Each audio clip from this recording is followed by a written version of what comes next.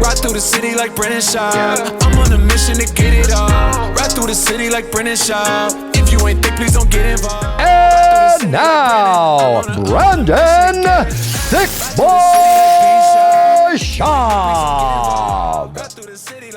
Yes, sir. Thursday, March 26th. Dang, March went fast. Super March fast. flew by, am I right? Lots to get into on the Real Housewives of Mixed Martial Arts. Good to see you guys. Second episode of the week coming in freaking spicy. How we doing out there, man? You guys good? Everyone good?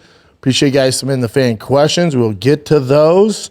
Yeah, we're dropping every Tuesday, Friday on that ass, and then Sunday fan questions. That's what we're doing here, man. Your boy's been busy.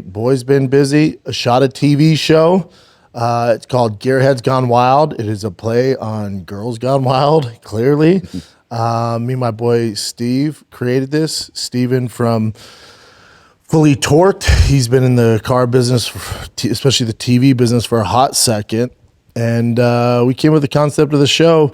It's a fun one. If you're a car guy, truck guy, it's basically just my buddies in the industry, and we're doing ratchet stuff to some modded out cars. My boys at Texas Speed are in it. My boy Zach from Hoonigans and Burnout Wars is in it. Calvo's in it with his freaking jagillion horsepower Vipers. I go to the most exclusive Porsche collection right here in Texas. I get to drive some of these badass Porsches with the actual Porsche driver. We go to SEMA, the Burnout Wars. It's a fun show, man. It's a fun show. We shot 4. We got more in the can. If it goes well, they're going to do more. It's on Tubi. I'll have a link in my bio, and I'll put it on my IG story as well, and I'll post it today. Super proud of this. I shot a lot of it in LA, a lot of it in Texas, and we got a bunch of big guests coming up. And it's fun, man. It's just a fun old time. Hit it, Chin. Two things I hate: terrorists and electric cars. Why are you trying to go so fast? Got 1,000 horsepower.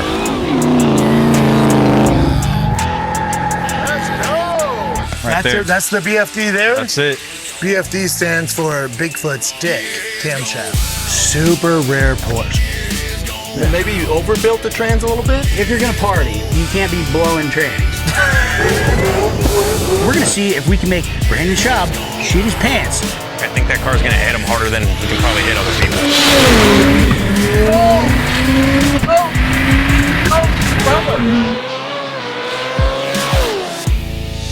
Yeah, it's fun, dude.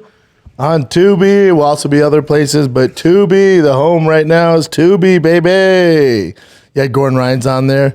Yeah, Gordon and I have always, for whatever reason, we've always got along. We always help each other out.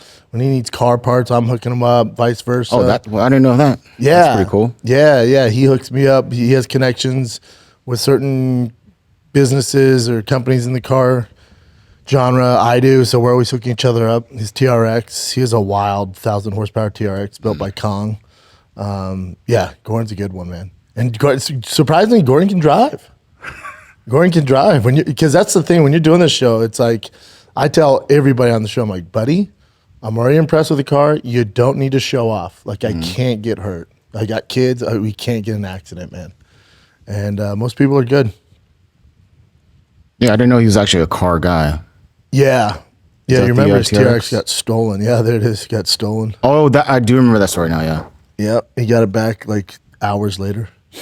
Because the community knew exactly Yep. Yeah. It's a great show, though. Check out. It's fun. Even if you're not super, gearhead, it's just a fun show. Yeah. So that's what it is, man. Go check out. Please support so they get more. Please.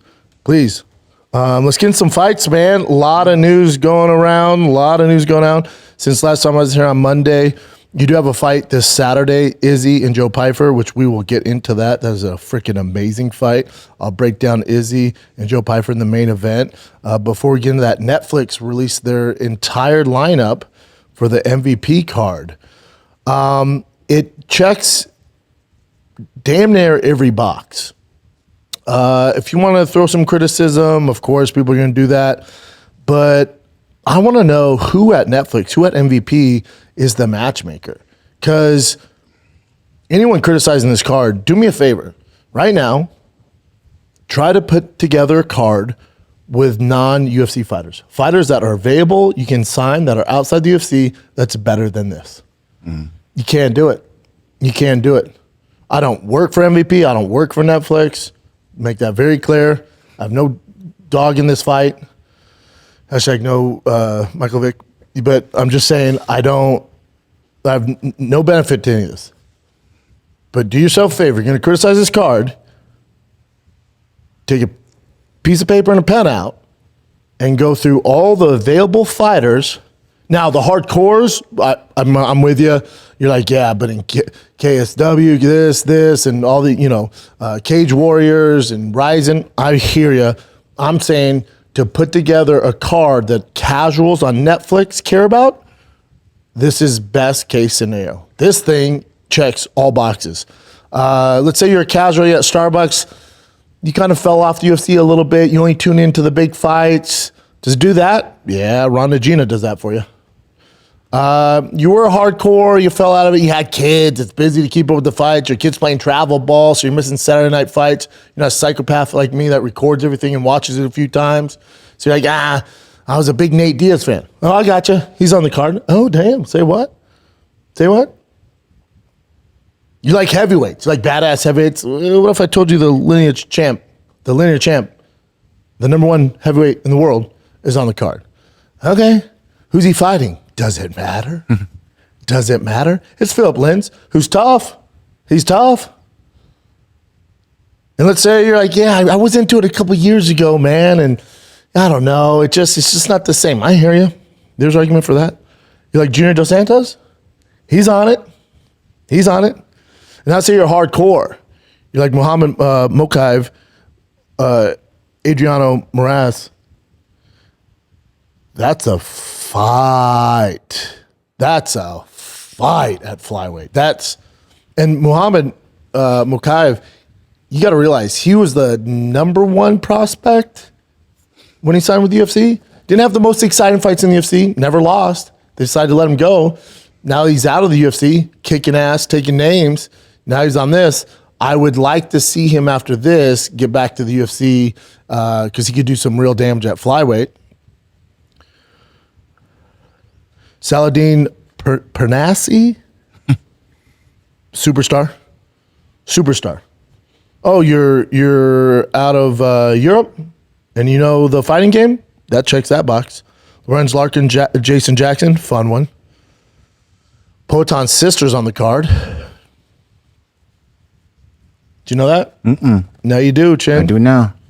Man, I'm telling you, this checks all boxes. Fun, old school, throwback fights, check. Big names, check. Finishes, check. Legit, actual high-level fighting, check. Mm-hmm. Kind of does everything.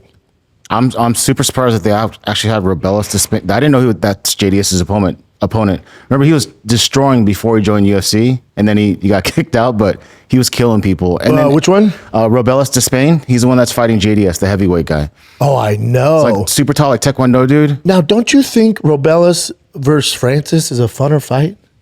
That's the only part where I'm like, well, the only criticism I have, Philip Lins used to fight at 205, was in the UFC, went on a bit of a win streak there. Someone's playing freaking racquetball with a steel ball out there. But I'm surprised they didn't do Francis and him. I think they fought. Let me check. Who did Francis fight that was in the PFL? Oh, you're talking about the big Brazilian. Yeah. No. Shit, what the fuck was his name? That guy is a goober.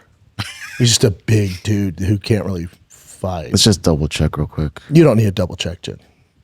Vieira. Oh, Renan Vieira. So I get them mixed up, but yeah. Whoa, way off. Hey, man. Vieira, no. But Robelis is a kill. I remember seeing his fights. Robelis and Francis, to me, that's the only criticism I have on the card. Striking would be badass, yeah. That's the only criticism. That's it. Just switch those two. You could do it right now. Actually, you're right. That would be if you're listening. Perfect switch. Just switch those two. JDS, Philip Lins, I'm in. But Francis Robelis? Yep. Pyrenees? Come on, baby. Yeah, checks all boxes, y'all. Adriano Moraes, that's the guy that actually knocked out Mighty Mouse and Mighty Mouse. Yeah, with the knee, but then Mighty Mouse beat him twice. He's a little older. Muhammad's a savage, But this is a dope fight, though, yeah. He's a savage, undefeated, younger. He'll probably win that one. But again, you never know. Adriano, definitely world class. That's the best fight on the card. As far as relevant prospect, that's a great freaking fight. I'm surprised. Like Netflix could have done what the UFC did with the White House card and just gave us 6 fights. I didn't think they were going to do this whole shebang here. I'm impressed. My only caveat to all this, and I'm sure they can answer this, like, so after this card, then what? Yeah. That's my only question. And I'm not saying they don't have a plan. All I'm saying is, now what? Once this is to be, no matter what you say, this will be the most watched mixed martial arts fight of all time. Cool. That's great. And that's what Netflix wants. They want these spectacles. This does all of that and more. This is going to destroy anything that was on CBS, Kimbo's fights, all that shit. It's going to destroy those numbers. My question is, and I'm not criticizing them. I'm literally curious. What next? Now what? I'm sure they have a plan. Because you don't toss on some of these names on here unless you're balls deep in MMA. This ain't some Netflix suit putting this together. Someone knows what the hell they're doing. This is such a positive sign for mixed martial arts. So let's say you're a diehard UFC person, like I am. I love the UFC. I never want it to go away. My criticism comes from anger that it's going to ruin the sport. That's my criticism. I don't want them ever going away. But in order to create and to have the sport thrive, you need more than one player in the game. And that's what MVP is doing. So you might hate Jake Paul for whatever reason, or his brother Logan Paul. I get all that. But none of this would have came to fruition if Jake Paul didn't get involved. And now this actually helps your favorite fighters currently in the UFC. Who are the big names? The smaller names, this does not help. But hopefully it does down the road. The big names, and like we'll get to the main event this weekend with Izzy Joe Pyfer. I don't know what Izzy's contract looks like. I don't know how many he has left. Let's say he has 2 left. Or 1. Let's say he has 1 or 2 left. Before, Izzy would take one. Let's say he loses Joe Pyfer. I don't think he does. We'll get to that. I don't think he does.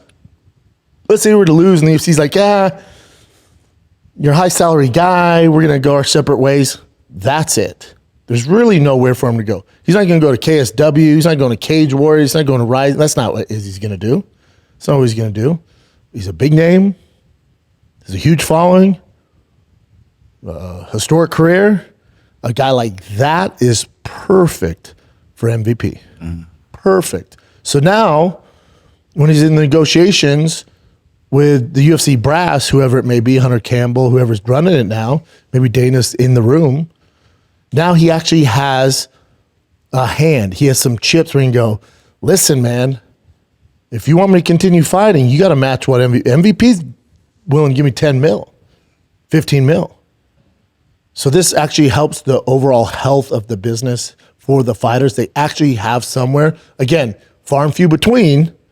You have to be at Izzy's level, which there's not many guys, but at least it's a thing.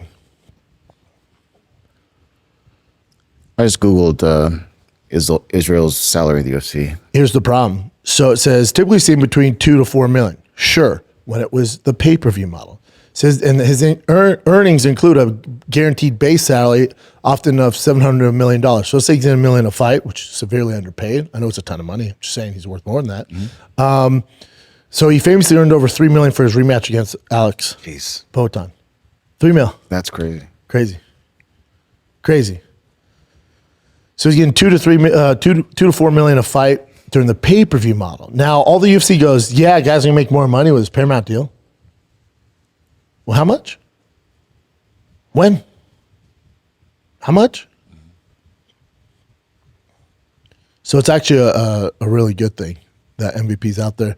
To wrap that all up, that card is for, again, if you're going to criticize this card, I want you to take out pen and paper and try to put together a better card for casuals, not the hardcores. I can do it with KSW fighters and Cage Warrior fighters and Rising fighters. I can make a better card. But again, you're assuming Rising, Cage Warriors, and KSW is going to release them. I'm talking about free agents that are available to fight on a random company. That's what this is. This is by far the best card you can make to get the amount of views it's going to get. Not even close. You remember, you got to check both boxes. Casuals, Ronda, Gina, Nate, Mike Perry, Francis, Junior Santos, check. Hardcores, yep. Muhammad, Marias, Pyrenees, Lorenz Larkin, check. It's tough. You got to check both boxes in this crazy free agent world, and they did it. Tip of the hat to them.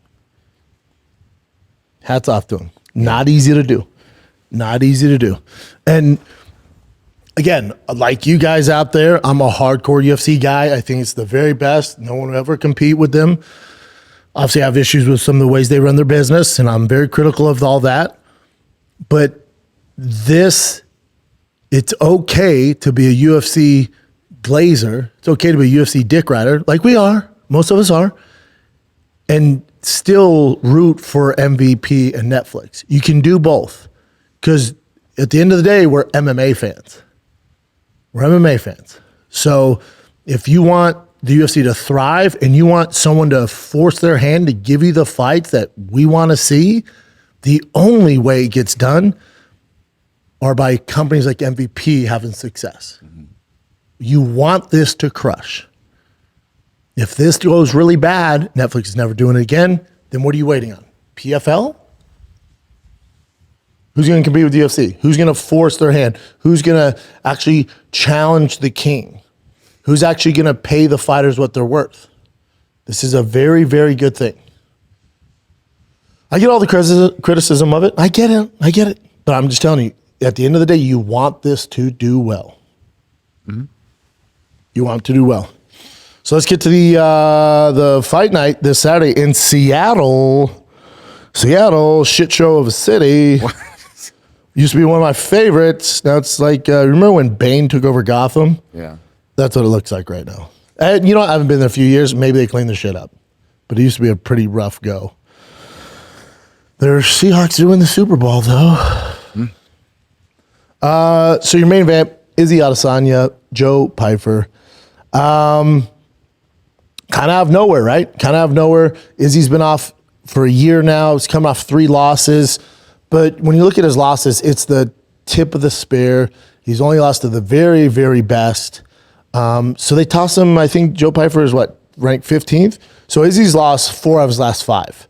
He lost to Poatan and then beat Poatan. The caveat with that first Poatan fight, he was actually winning that fight till he got stopped. Then the rematch, probably top 2 favorite fights of all time when he knocked out Poatan. I think it's Sean Strickland. That's in Australia. It's well documented. Got a DUI like the week before, not very focused, probably not into the fight game at the time. Loses that by decision. DDP, he was doing really well in that fight. Really well, and then the DDP wave just took over, and he submitted him. And then with Imavov, same thing, doing really well, and then gets stopped. But these names that I'm telling you, so Poatan, Sean Strickland, DDP, Imavov, are all way more experienced and have more tools than Joe Pyfer. Joe Pyfer is a machete, meaning he's probably the hardest hitter in the division, especially now that Potan's gone. He's the hardest hitter in the division, and he hits like a Mack truck, but it's one note. We have one big move. If you can negate that move, your chance of success are pretty high. He hasn't fought nowhere near the level of competition Izzy has, but I'll say that Joe Pyfer is one of my favorites. Izzy is one of my all-time favorites. A great human being, absolute walking legend, and I will never come on here and bet against Izzy. Not going to happen. So if you're expecting to get on here and be like, oh, Izzy's washed, she's going to get knocked out, right? Nope, disagree. And even if that was the case, I wouldn't admit it on here. I'm super biased. This is where I struggle with this because how old is Joe Pyfer? 29. He's 29. Joe Pyfer, and this is why I feel for him. Joe Pyfer's in a similar situation I was in my career, where they see a lot of hope and they see a lot of promise in you, and you're on this trajectory where you have the talent to be a face of the UFC, to be a champion, or at least be a top contender, and you have this pressure on you, and you're doing good things, and you've been fighting good guys, but you haven't fought the guys. And then you get that call. I bet you if we had Joe Pyfer on here right now, he can tell you when he got that call. And his manager or the UFC, I don't know how they do it these days, they used to call me direct. And you're like, man, I wonder who's next. And then you get the call, and maybe it's saved in your phone, or it's a Las Vegas area code, and you're like, I should probably answer that. And you answer it, and it's whoever's doing the matchmaking. It's Sean Shelby, Mick Maynard, or Hunter Campbell. And they go, Joe, how you doing? He's like, good. He goes, what is it, March 29th is the fight? March 28th? Yeah. March 28th. Mm-hmm. Hey, how you feel about fighting March 28th? Oh, yeah. Yeah, I could be ready to go for that. Yeah. Who is it? You ready for this? Yeah. It's Izzy Adesanya. And you go, no fucking way. Yeah. What? Izzy? Oh, my God. And you're like, dude, you're so excited. And he's running around wherever he's at in Philly, grabbing a fucking cheesesteak with the shit they do out there, and, and he fucking go Eagles and all this shit, go Philly, Bryce Harper and all this shit, and you're so excited. And this is your moment. And then that goes away. And then the highlights of Izzy are playing through your head.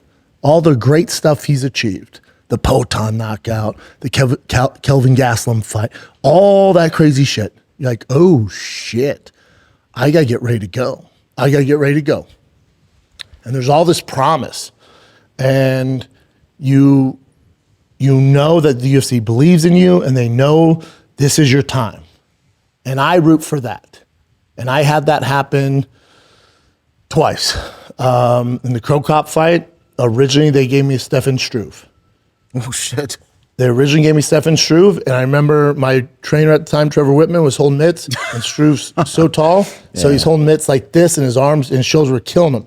I'm in the middle hitting mitts, and they go, Schaub, you got to call. I'm like, what? And like, yeah, you got to call. They called the gym, whoever it is. I'm like, who is it? They're like, Joe Silva. I'm like, what? I'm like, did Struve get hurt or something? Like, I don't know. So I take my gloves off, going, what's up, Mr. Silva? Hey, change of plans, man. We got a new fight for you. It's in New Jersey. March 18th. It was right around my birthday. March 17th, 16th, something like that. It was right around my birthday. And he goes, how you feel about fighting Mirko Crow Cop? And I go, are you shitting me? And they go, no, man. You got it. I'm like, holy fuck. Here we go. And there's certain times in your career where those are these milestones and you're fighting these legends, and it's such a big deal. And I can't relate more to Joe on this. God, I fucking get it, young man. This is it, Bubba. This is it. When you were getting to the UFC, when you signed with the UFC, this is the exact thing you envisioned as when you were coming up. When you're fighting in the regional circuits and you're watching Izzy fight on pay-per-view, and I was watching Crow Cop fight. I used to wear a Crow Cop shirt in training, it said Crow Cop Security. He was my favorite. I fucking love that guy. And for Joe, of course he's a fan of Izzy. Who doesn't love Izzy? And he's in your division. And when you were coming up, your buddy was like, dude, can you imagine fighting Izzy? You're like, it'd be fucking crazy, right? And you never even think of it. Now you're the main event on Saturday. And this is your moment. And that fucking Eminem 8 Mile song's playing, you know? And I know exactly how he's feeling. I know it on both ends. They gave me Crow Cop, and I beat him. And I fucking beat him, man. And it was a big deal. It was the highlight of my career. And I got ranked in the top 10 after that. It's a big deal. If Joe beats Izzy, he'll be ranked in the top 10. It's a big fucking deal. It's a milestone for the rest of your life. People talk to me about Crow Cop all the fucking time. All the time, dude. Joe has that this Saturday night. Now, on the other end of that, after I fought Crow Cop, they gave me Nogueira. So Crow Cop's this fucking legend. Nogueira's this legend. It doesn't get bigger. And I said, I want to fight him in his hometown. I want it in Brazil. I want to make it as tough as possible on myself so no one can criticize me. I don't want to knock him out in Denver, my hometown. I don't want to fight him in Vegas. I want to make this as tough as possible. I'm going to beat him. And they're talking about, you beat him, you're fighting Brock Lesnar. Let's fucking go. This is it, man. We're in Brazil. I just beat a legend. I'm the legend killer.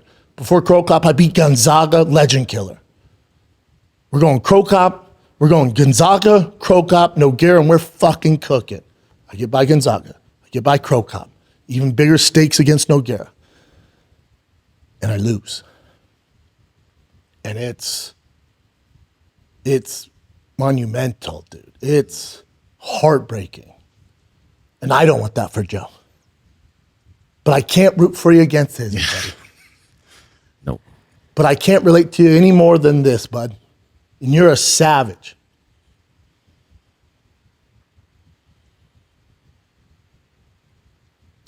And with Joe, I don't know why I'm getting emotional talking about it. With Joe, you got to believe in yourself, Bubba. I hear you in interviews, and I've talked to your coaches. And Joe, you got this, man. I'm not rooting for you against Izzy. I can't. That's my guy. I love Izzy. But what I can tell you, young man, is you can do this. And it's up to you. You have more talent than most of the division. You were born with a gift from God in that fucking overhand you have. That's power we cannot teach, young man. You have that. You gotta believe in yourself. And you can do it. That's it. You can do it. But you gotta believe it, Joe. And I want to shake him.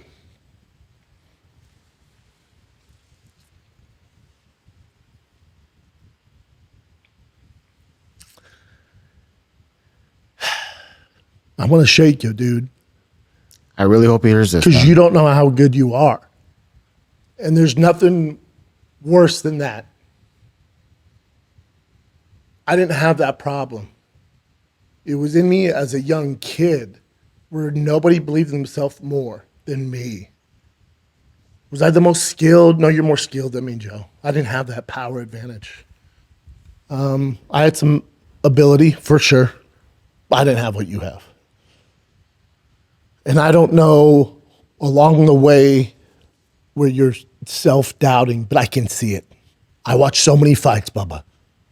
I know people. I can tell, Bubba.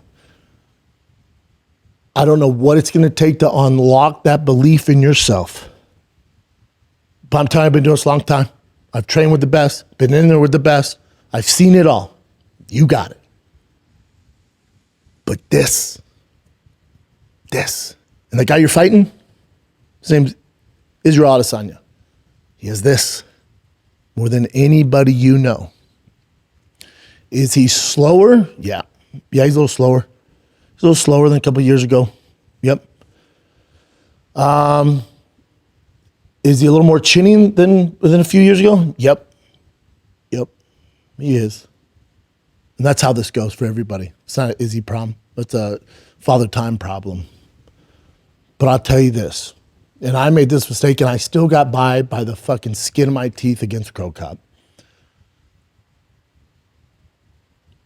Don't assume because Izzy has lost whatever his last 3 out of his 4 that this is going to be some shape or form an easy fight. I know Izzy. You have the fight of your life on your hands. He's going to give you everything he has, and it's tough to beat. That motherfucker is going to be your toughest matchup. It's going to be by far your toughest matchup.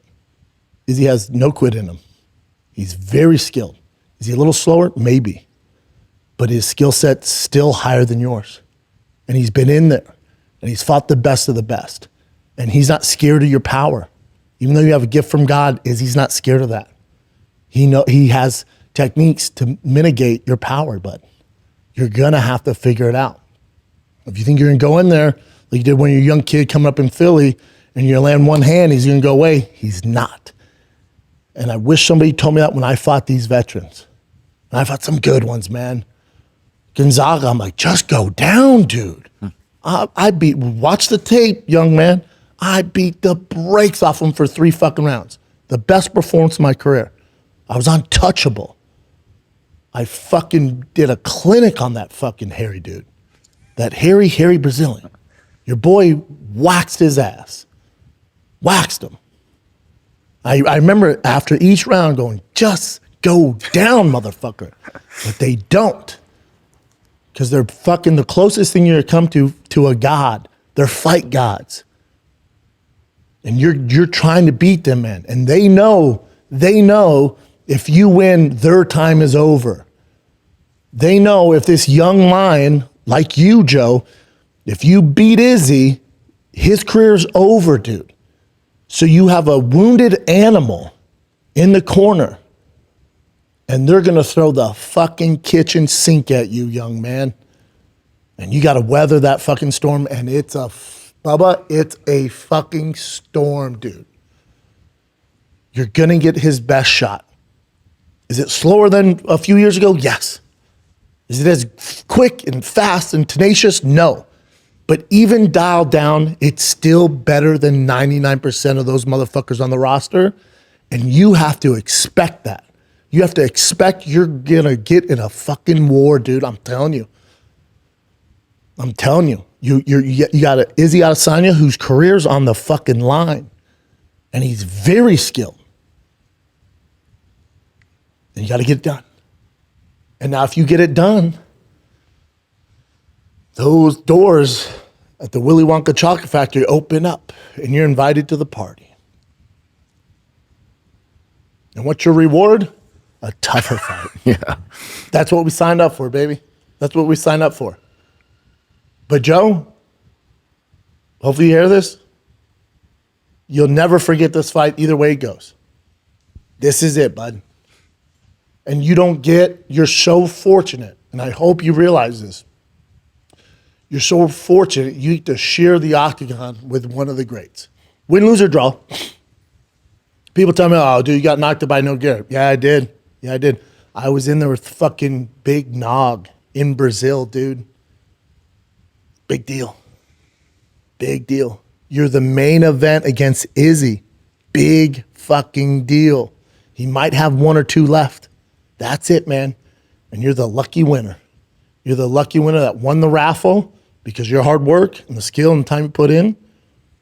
But my message to you, you gotta believe in yourself. Otherwise, you're gonna get fucking wrecked in there, dude. And you might get by Izzy, maybe. Depends what version we get. But what's waiting for you on the other side, if you don't believe in yourself, you're cooked. And we can fix that. I don't know where along the way you don't think you deserve to be there or whatever the fuck's going on. We got to fix that. Because you are, man. You're a fucking house. You're a tank. You're a beast. The UFC just doesn't put anybody in main events against Izzy, bud. They're doing it for a reason. Because you're a motherfucking badass. That's why, dude. That's why, man. You're there for a reason. You have a million signs showing that you're the guy. But none of it matters if you don't believe it, Bubba. You got to.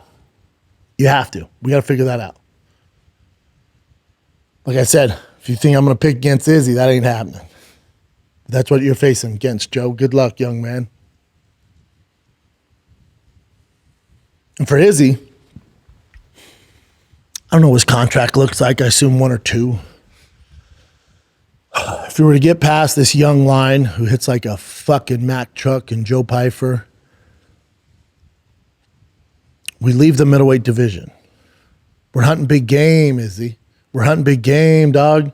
That's what you do. You hunt big game. That's what Izzy does. He's a game hunter, and he hunts the biggest, most dangerous game.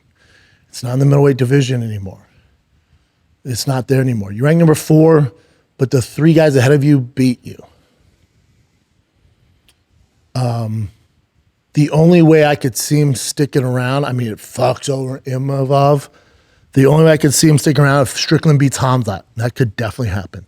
If Strickland were to beat Hamzat, I would like an Izzy Strickland rematch with a focused Izzy. But let's say they don't do that because of Imavov and DDP and all that shit. You know what I'm talking about. Let's say they don't do it.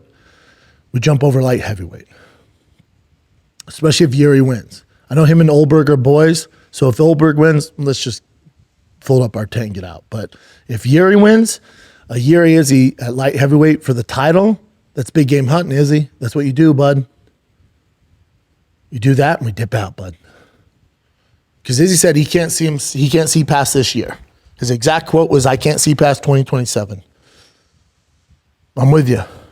And once you start talking like that, it's time to get going.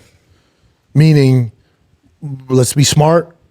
We'll big game hunt with good matchups, and then we're going to fold our tent up and get the fuck out and go drive your McLaren fucking New Zealand and do your thing."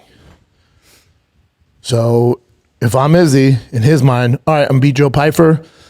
I'll ask for the shot if Strickland wins. If Hamzat wins, that's just not the move. If Strickland wins, let's see what we can do there. UFC into it? Nope. Cool. I get it. Yuri wins. I'm jumping over to light heavy. Give me the light heavyweight title shot. And then we dip out. We go buy fucking new turbos for your McLaren and I'll hook you up, whatever you want to do. That's the game plan for Izzy. 2 different roads, bud. 2 different. This is the UFC. That's why this is the best sport on the fucking planet. You got Joe Pyfer over here, this young fucking lion, and this is his moment. Then you got the fucking legendary veterans who still can do it. He loses, it's probably over. That's fucking 5 out of 6. You just lost the number 14 guy in the world, it's probably over. But you win, we're talking title shots, light heavyweight title shots, right? Big difference. With Joe, he's just getting started. There's nothing better than a guy's come up. And this is a huge feather in the cap. Be a guy like Izzy, well, then, you're right there, bud. He's number 4. So you probably jump up to 5. And I would ask his coaches, let's say they put him at 5 after this win. How you feel about him versus because it doesn't get easier from here. Now you're swimming with the big boys. You're swimming with the sharks. How's he match up against Strickland, Imavov, a DDP, Joe Pyfer, a DDP? Take my fucking money. Depending how he looks in this fight. But that's the thing with Joe Pyfer, and this is why it's great, and this is why the self-belief is everything, Joseph. It's fucking everything, body bags. It's everything. Because it only gets harder from here. Very difficult. Because you're not going from 14 to 8. You're not going from 14 to 12. You're not going from 14 to 10. You're skipping those boys, and those boys are good. You're going from 14 to 4. And those guys 1 through 4 are fucking dogs. And they all believe in themselves. So we got to fix that. That's all we got to do. And you can do it. You can fucking do it. But this is what makes MMA greater than any other sport. These stories, these narratives. The amount of work Izzy's put into the sport. You're talking about a complete legend. He's lost 4 out of his last 5. He's taking a year off. He's fighting this young lion from Philly who it's like a fucking Mack truck. If he wins, he's the guy. If Izzy wins, boy, we're cooking. These stories are what makes our sport great that no other sport can do.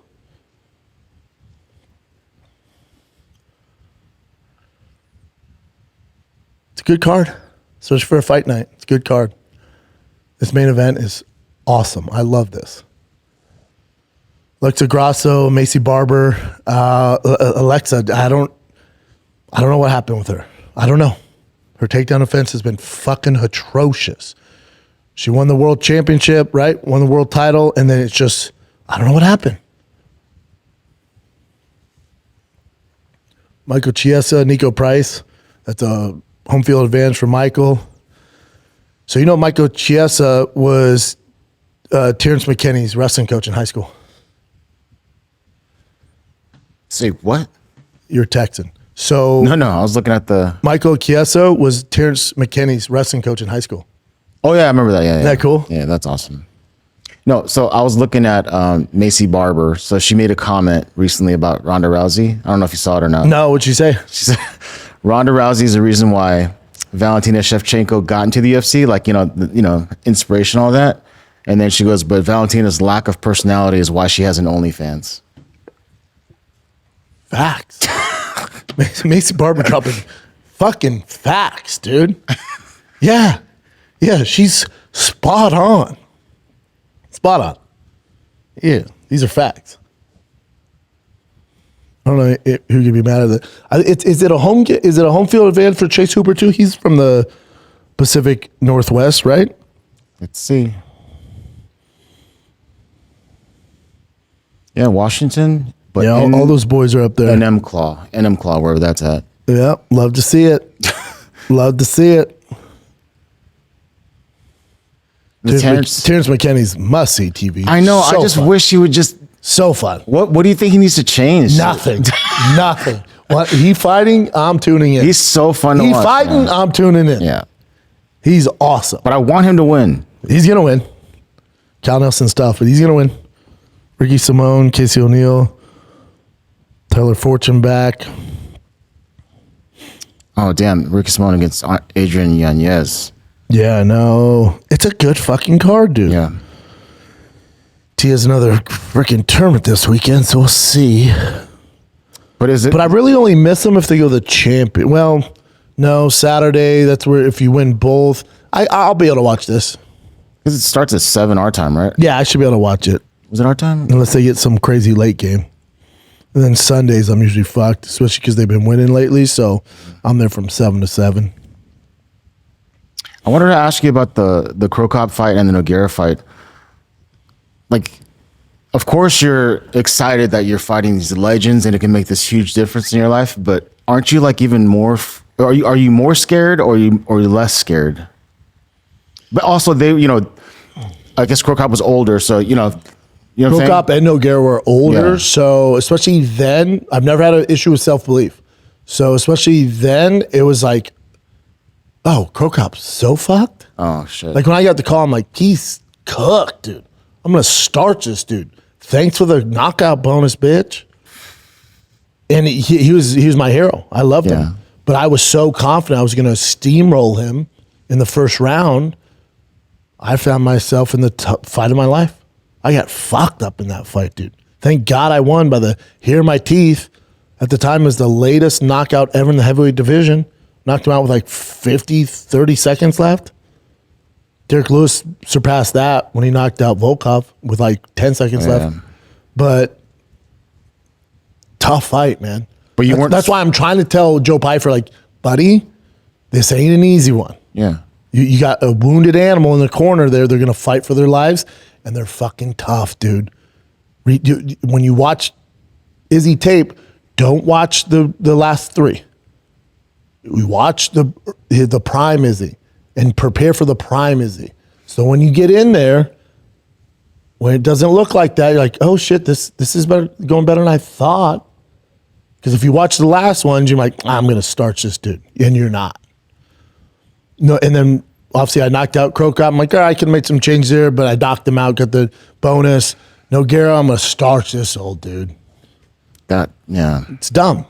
It's dumb. It's young and dumb. I thought right away too. Honestly, before the fight happened, I thought you're gonna take him. And I hit him with an uppercut and walled him right away. I'm like, oh, buddy. Oh. You never know in this game, dude. No, these veterans, dude.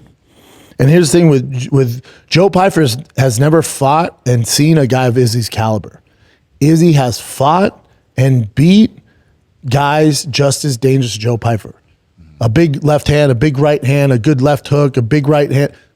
He can negate all that. He's so skilled, yeah. He's very, very skilled with his best weapon.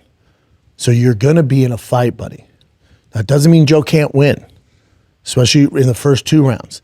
It starts getting 3rd, 4th, and 5th. That's tough for Joe. If Izzy figures you out and you haven't got him out of it in the first 2 rounds, very, very tough fight for Joe.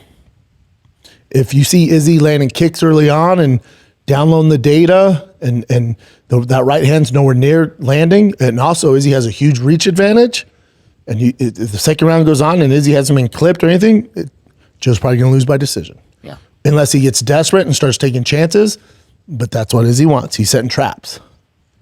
And he's leading Joe into those traps. And if it is a finish later in the round, it's going to be Izzy. Setting those traps up. Joe being this younger, little more inexperienced fighter at this level, that's where knockouts happen. And he's so good at setting traps too. The best. Dude, the Pereira rematch. Even though he's older, amazing. the best. Yeah. Great fight. What else you got? Looking forward to it. All right, let's go. Oh, this was pretty cool to see. Jorge Masvidal talking about getting an offer for Netflix, but I'll just play Jorge the video. looking like me on the golden hour, just laid back. Yeah, it's chill, dude. So I got offered the fight on this card. I had a very good, nice offer from Netflix, but UFC had other plans for me. They said, no, we're gonna use you, and we're gonna break the news here first on this podcast, where they want me to fight and when they want me to fight and where they want me to fight.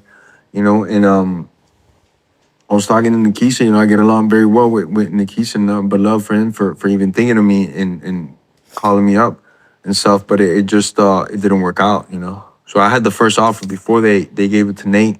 It was me, and I desperately wanted to take the fight, but UFC has a good plan for me. They told me the plan, I like it, and we're gonna see it through now. So you're coming back? Coming back now, Holy shit, let's go. I'll show you guys the message from Hunter where it says "Welcome back home," blah blah blah, and then we can show some of that up on the thing, So I had a good long talk with Hunter, and there's a nice little deal for me there, so I'm gonna take it. Hell yeah! Do you know who you're fighting yet? I know you can't say it on camera, but do you know? No, we don't know who I'm fighting yet, but we have like 3 good candidates there. Did you say weight class? 170.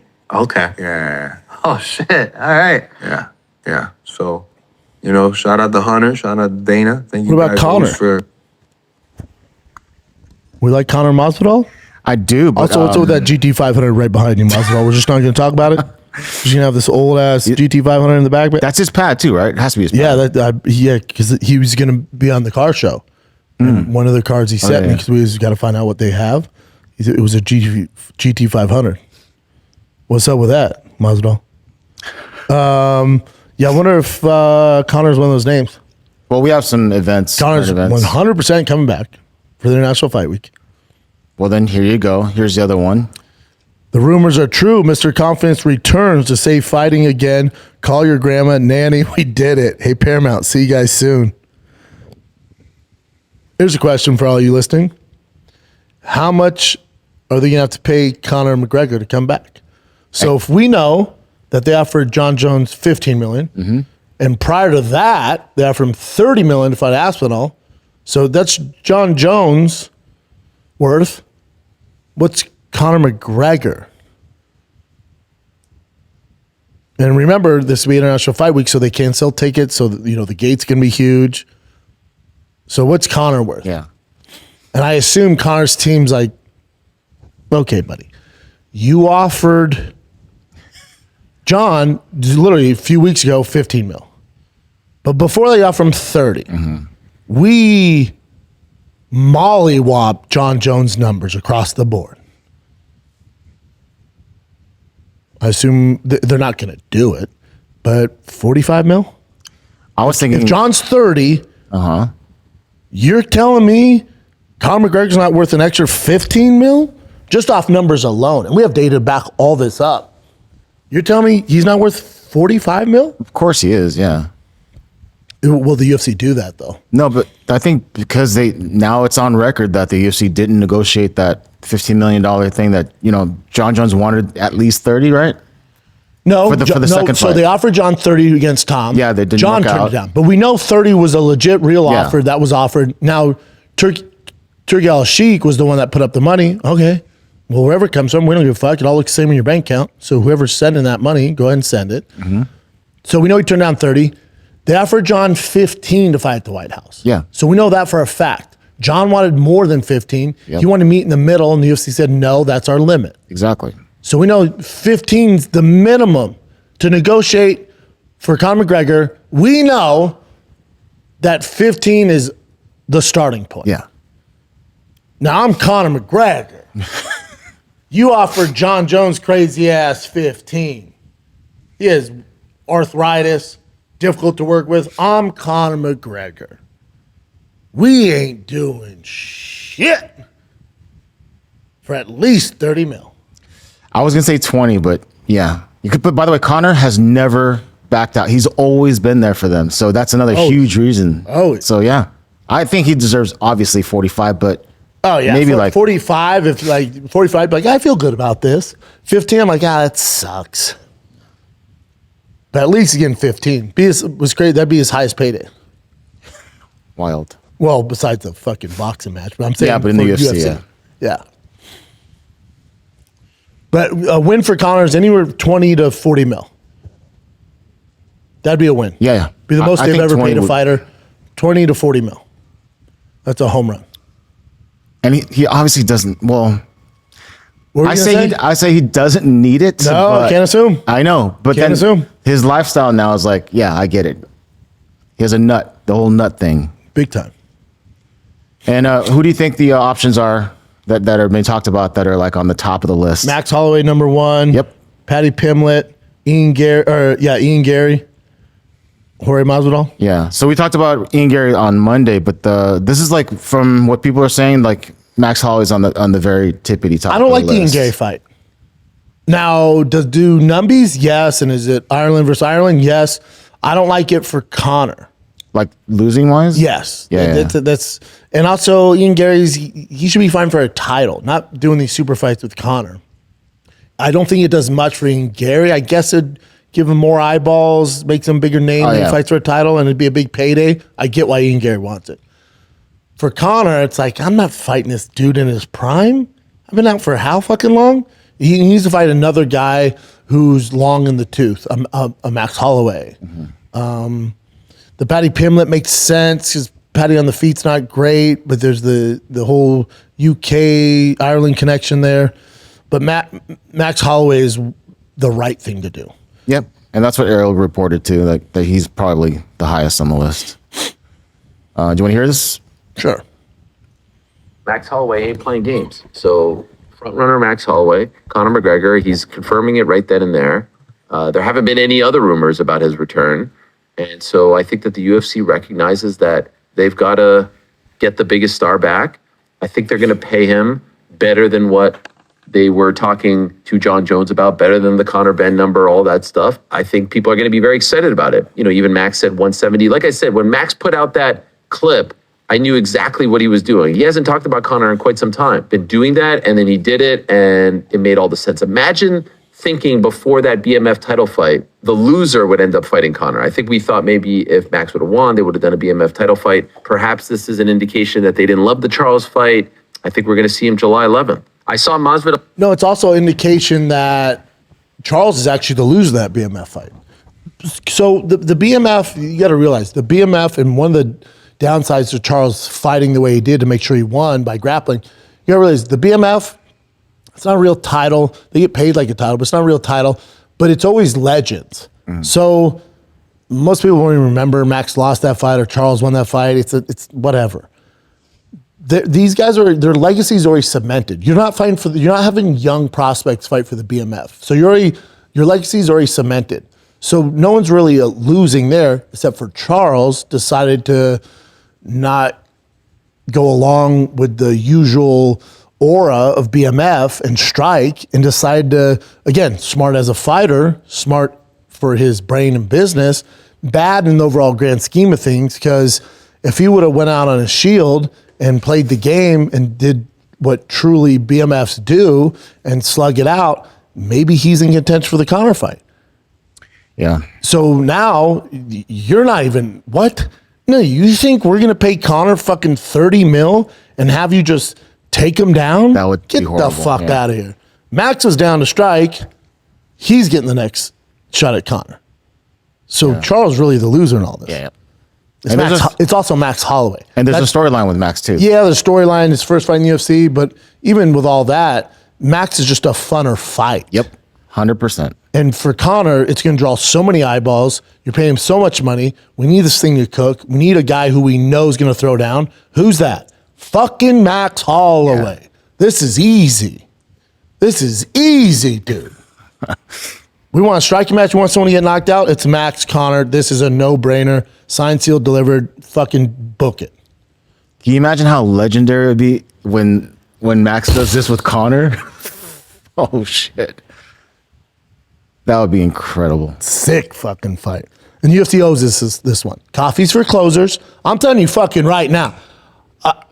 If I'm Dana, I'm walking the office going, everyone put your fucking coffee down. Coffees for closers. We can't close shit lately. No, take all the Folgers out of the goddamn office. Get the Folgers, get the Black Rifle fucking dark coffee out of the office right now. No one's getting a goddamn drop of coffee till we close the deal on Conor McGregor. Coffees for closers. Y'all ain't closing. Nobody drinking coffee. As soon as you go, Mr. White, Mr. Hunter Campbell, we close the deal on Conor. Cool. Fire up the Folgers. Till then, nobody at the UFC should take in a fucking sip of coffee. Coffees for closers. Y'all haven't closed shit. What else you got? All right, let's move on to this is a little outside of MMA, but Ilya Topuria and his deal with Richard. I don't know how they say Richard Mill or Richard Millie. So these watches are so expensive, dude. They're so expensive. I've never seen anyone actually pay for one. Mm-hmm. Like there's this weird thing with it, with like Drake wears them. You see like these big time, high profile rappers and hip hop with Richard Millie's really. And they're like, yeah, whatever. They're $2 million. That you've never seen anybody actually pay for one. So there's like this rumor that they're, I've never met a single person that's bought a Richard Millie. They're not my style. I don't think they're anybody's style, but they're fucking Ilya Topuria style, but they're not my style. I've never met a walking, breathing human being that's ever purchased one. Mm-hmm. Now, Brian has 30 friends who are billionaires, so maybe they have them, but I don't know anybody.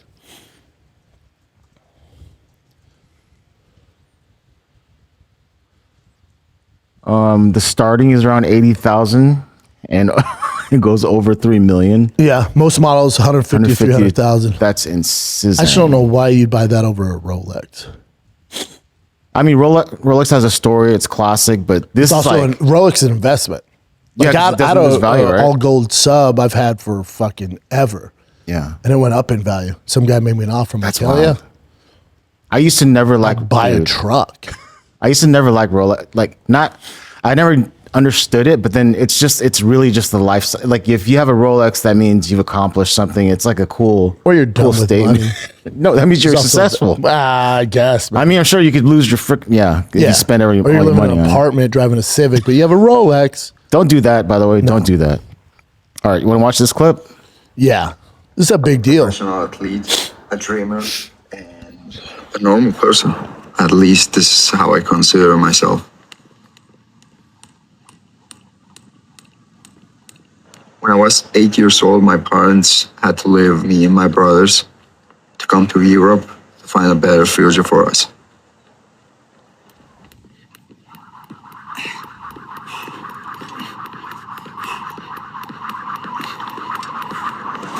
The difficult moments gave me the maturity that I feel that I have today.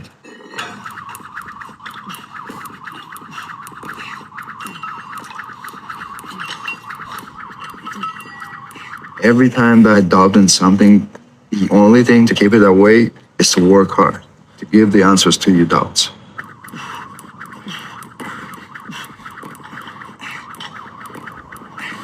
The thing that I want to achieve in this life, in reality, is happiness.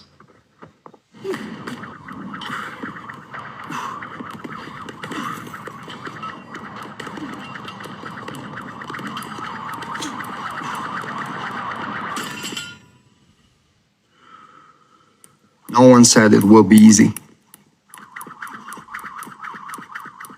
That's a big deal. Yeah, Ilya is like incredibly famous. Yeah. Big deal. And did you know that this was like Jake Paul and him had a discussion about the watch thing, but not in the way they tried clowning him being broke a few weeks ago when he had Richard Mille deal secretly signed. Yeah, this is great. So this is actually a quick clip. That's something that you're missing in yourself. But I don't need anyone to say like how much you're making, whatever I have, whatever I'm wearing. If I'm coming down from a private jet, I'm going. Whatever I'm doing, I don't need to announce it because I know who I am. I'm not you. I don't need to say to the people and be screaming, I have this, my new watch, my new car. That's not my personality. That's you. That's you. Then how come you're wearing a Richard Mille right now? What? Then how come you're wearing a Richard Mille then? How can I what? Then why are you wearing a Richard Mille then right now? Because of some reasons that it's gonna be announced very soon. Bro, because you're going. He's trying to clown him like, oh, you don't like show off why you were in a Richard Mille. Even then, he's like, oh, it's because you get news soon. News meaning I'm fucking sponsored by him. And he doesn't brag about it, which is true. It is dope. Dude, that's awesome.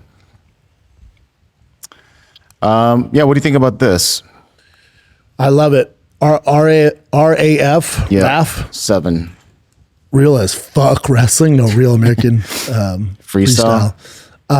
They're huge, man. And they just signed your boy. Which one's my boy? The heavyweight. Oh, Gable Stevenson. Yeah, that was in the news too. Yeah, big time. It's so good for the sport, man. It's so good. It blew up like that, dude. They're so good at it. Yeah, it's great. It's great. I got to talk to you about that too, by the way. What else you got? Oh, this is just God. This is just a bummer. So tough. So yeah, Colby was on. I think it was Ariel's show, Uncrowned. Obviously he's talking about the Trump thing, and he says right here, "I love Trump. He's a great guy. In the future, you won't see me actually involved in politics. I think it's a dirty game. Loyalty is never rewarded." Oh yeah, Colby, but but also, dude, I don't know. I'm assuming he thought, okay, UFC announced the White House card. I've been doing this for fucking 6-7 years. Just the picture, dude. I feel so bad. The picture's perfect. Who is this? Is it Bloody Elbow? No, it's Uncrowned. It's Uncrowned. Yeah. Via Bloody Elbow. So Uncrowned's using the graphic. The picture's so good. But I think he thought, all right, I'm going to play their game. It gives me this shtick. And they announced the White House card. He's like, I'm a shoo-in. And then Dana makes the card, and he's not on it. Yeah. But when he says that, politics, loyalty is never rewarded, it's like, did you think Donald Trump had any say in the fucking fight? Oh, I didn't think about that. Do you think that because you were pro-Trump that Trump was like, I need Colby on the card? No, dude. He's in the middle of a fucking war that he decided to start. You think that he's going to take a break and be like, let me look over this card. Where's Colby? That dude's dealing with some real shit, man. Some real shit. But also, Colby was offered a fight against Bo Nickel. He just didn't want to do the weight class. This is facts. Yep. He says no, and it's a lie. That's not true. All right. And this is Colby talking about him versus Armin at the gym. And I'll just play the video. Wrestle against Sarukian. That's a guy I used to beat up on all the time at ATT. He was a little understudy to me, who he used to come train just because he wanted to get beat up by me in the gym. So that's someone who I kind of want to expose to the world and beat his ass on the RAF mats. But, the UFC is blocking that right now. They said no active UFC fighters are allowed to go against each other. So I just feel like that's a little unfair. I want to be treated like an independent contractor. If I want to go paint this person's house, let me go paint this person's house too. Don't restrict me and tell me whose house I can't paint. So I just want to earn, make money, do good business, and be a good person, because that's how we'll be judged at the end of this. And you can see Armin commented here. Yeah, Armin's like, never even trained with him once. I don't know what to believe. Armin would put something heavy on Colby. Yeah. And, what do you think about I can't believe this is a headline. So this was everywhere. UFC no longer covers fighters' team accommodation and travel expenses. Well, no, till since I was involved, even before I was involved, UFC covers your flight and one cornerman and one hotel room. The main event, I think they cover obviously the fighters' travel expenses and 2 cornermen. So you get 2 rooms. And then if you're a female fighter, they cover her flight and room. And then you get 2 rooms because typically the coaches are male, so they don't want a female staying with an older male coach. So the females get 2 covered rooms and flights. The males always get 1 room and 1 flight. Unless you're the main event, then I think you get 2 rooms. I don't know how this is a thing. That's very well known. It's just people trying to dogpile on, which I'm not. It's stupid. If there's criticism to be had against the UFC, I'm down to do it, but this is stupid. They've always worked that way. So they do cover some, obviously. Yeah, they cover the fighter, unless you're a main event or a really big name, they cover your flight, your one cornerman's flight, and 1 hotel. But I'll tell you this, we had the same manager. My manager, he's currently my manager, Lex McMahon, worked with Stefan Struve, and he's 7 foot. Yeah. And they kept flying him economy.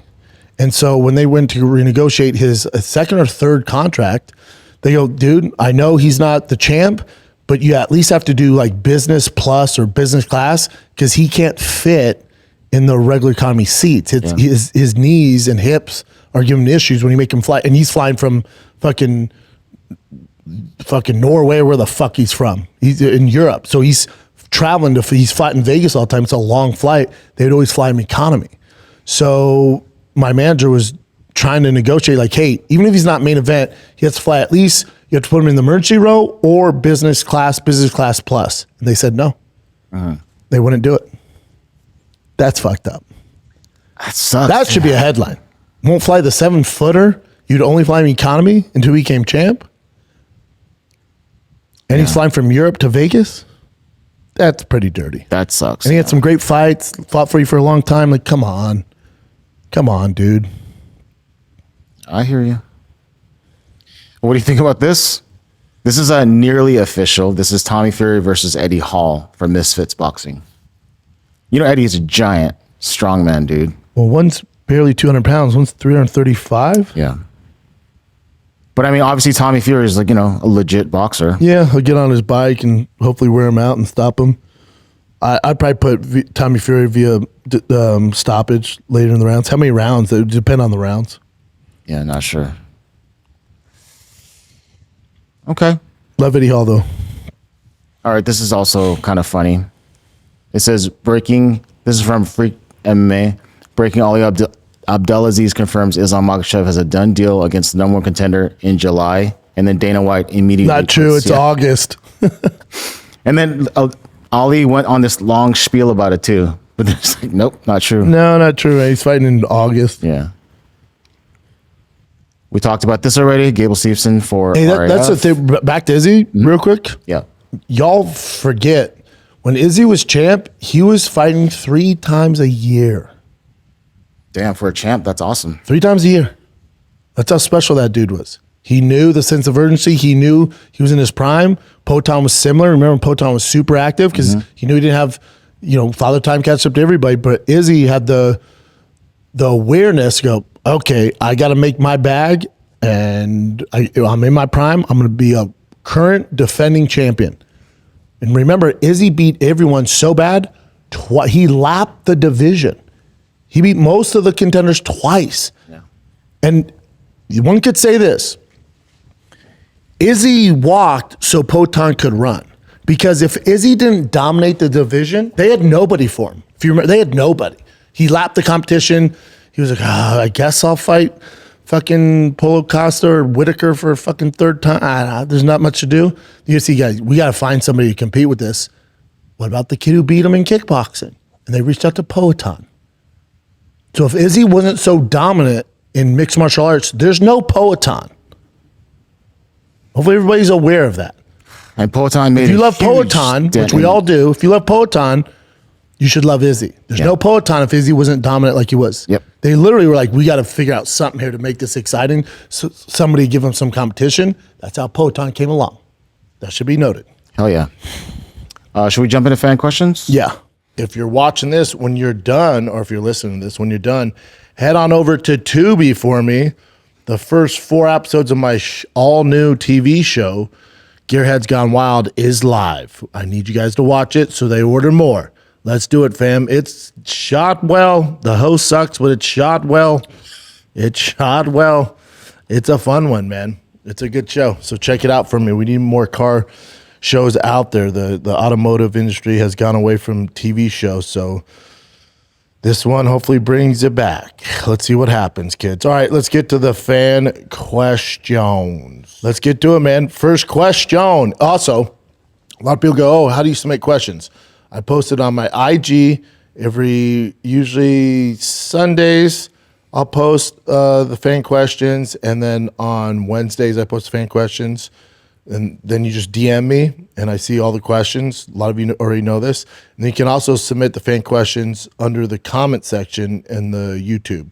So in any shop show, you can submit the questions there. The fan question on Sunday, submit new questions there. We see them, and we'll get to them. So Instagram, DM me when you see me post fan questions on my stories or in the YouTube comments. That's how we do it. All right, kids, let's get to it. This is Jason Rocha, J Rocha 44. I wonder, do you think a contributing factor for the weaker White House card is that since there's above average likelihood it could be canceled due to security reasons, they didn't put all their eggs into that basket? Since there's an above average likelihood it could be canceled, did they put all their eggs in they didn't put all their eggs in the basket? No, I don't think it's that. I hear you. I think they're pretty safe. I don't think they would go to the White House if it was that kind of dicey, if that makes sense, for lack of a better term. If it was, if they're worried about, they're doing it in June, so the weather. There could be rain in the summer. It's going to be humid, but they took all that in consideration. I just think, obviously, security's a big issue, but that's why it's going to be the most expensive card ever because of security reasons. The bigger security concerns will be on the outside. Like Dana White's giving out 85,000 tickets around the White House. That's going to be your security concern. All of it's a little weird. But that's why this is a one-off, which is why I think it's cool. But no, I see. I think since that's above average, like it could be canceled. No, so I don't think this is the thing. The narrative is off. People that think it's not a weak card in any facet. It's a great card. All this stems from, I keep saying this over and over, this all stems from is we were promised the greatest card of all time. The issue with that is Dana got in front of his skis because they don't have the roster even from 5 years ago to create even a competitive card to be in the lineup or the running to say it's the greatest of all time. So they're dealing with a number of factors of why this card didn't blow you guys away. The number one factor is they don't have the stars. Number two factor is they don't have the roster. Then number three, they just don't want to set a standard where they're paying guys 30, 20 million a fight. So you put all that in a pot and you mix up and you get a good card, but you don't get the greatest card of all time. That's what we're told. So that's where the criticism comes from. If he would have just kept his mouth shut, if he would have just said, doing the fight in the White House, there's only going to be 6 fights. We're going to try to put to the best card we can, with the available roster. It should be good. We'll see how it pans out. And when we get something else, like, oh, damn, that's a dope card. That's cool. But the criticism came from the expectations. And then also what's not helping the UFC brass out, who put this card together, Hunter Campbell and Dana White, is at the same time Netflix MVP started releasing their card, which for casuals is a better card. So that's where you get all this criticism. It was the perfect storm.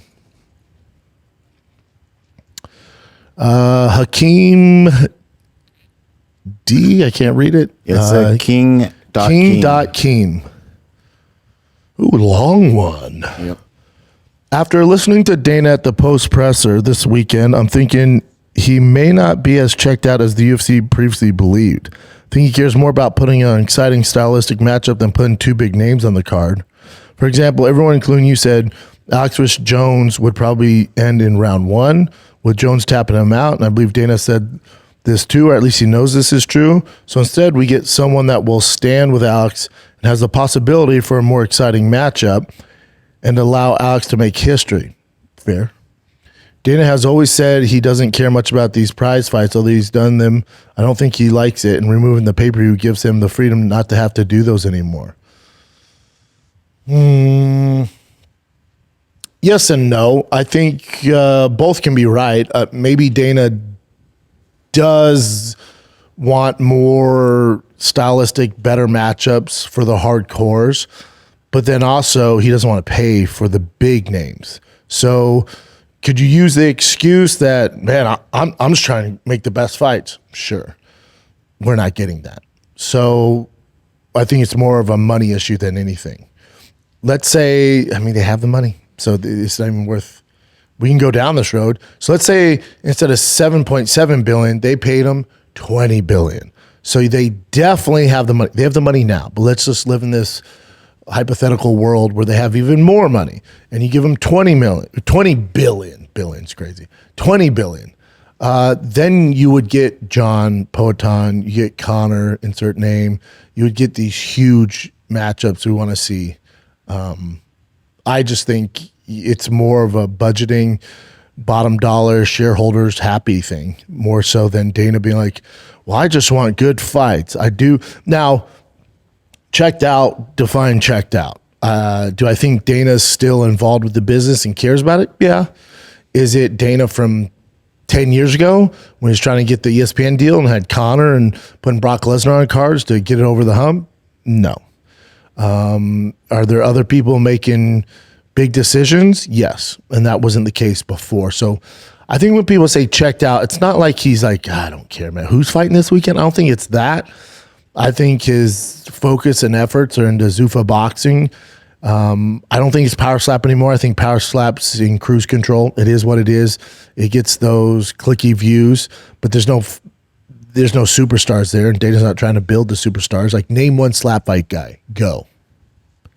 Paige Van Zandt. Okay, good point, Brendan. But I'm just saying, name the big boys. You know, that's not the model. The model is just sensationalized clips of people get knocked out with slaps. That's the business model. But that's pretty much done. So his fight's going to be in boxing. That's where all his energy's at. So it's just like, you know, he's decided to move on to something else. That's all it is.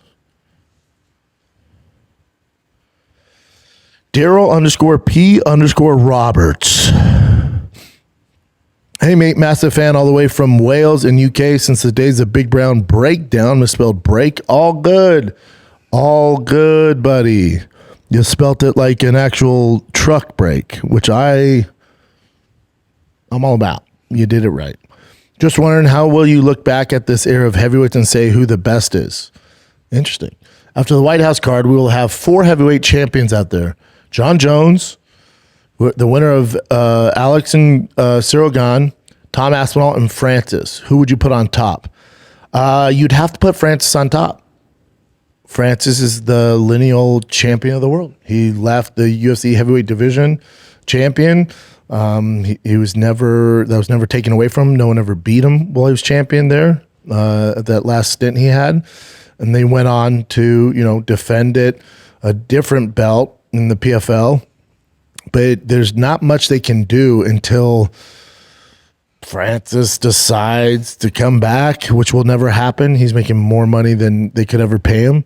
So your best lineal champion is Francis Ngannou. Now, that being said, could Francis beat Tom? That's a very tough fight for Francis. Stylistically, Tom's a nightmare for Francis, but it's definitely possible. Can Francis beat Poatan? He beat Gane, right? So even if Gane beats Poatan, that does nothing because Francis beat him already and beat him with grappling, which is insane. But if Poatan were to beat Gane, is Poatan better than Francis? Probably not. That's a tough matchup. Let's see how he looks at heavyweight with this added size. John Jones, the arthritis, the hip issues. After Tom's 1 round against Cyril Gahn, the debate would be who's better, John Jones or Francis. Problem is we're probably never going to see them fight. And then for Tom, he's in just the worst situation. There's not a lot of contenders there. Obviously, he's been out with the eye surgery. The last time you saw him, he got poked in the eye, but also struggled with Gahn in the first 5 minutes. So that doesn't do him any favors. But as far as talent-wise, Tom's has the highest ceiling for sure. He's also the youngest at all those guys, I think, too. So I think Tom probably has the biggest upside.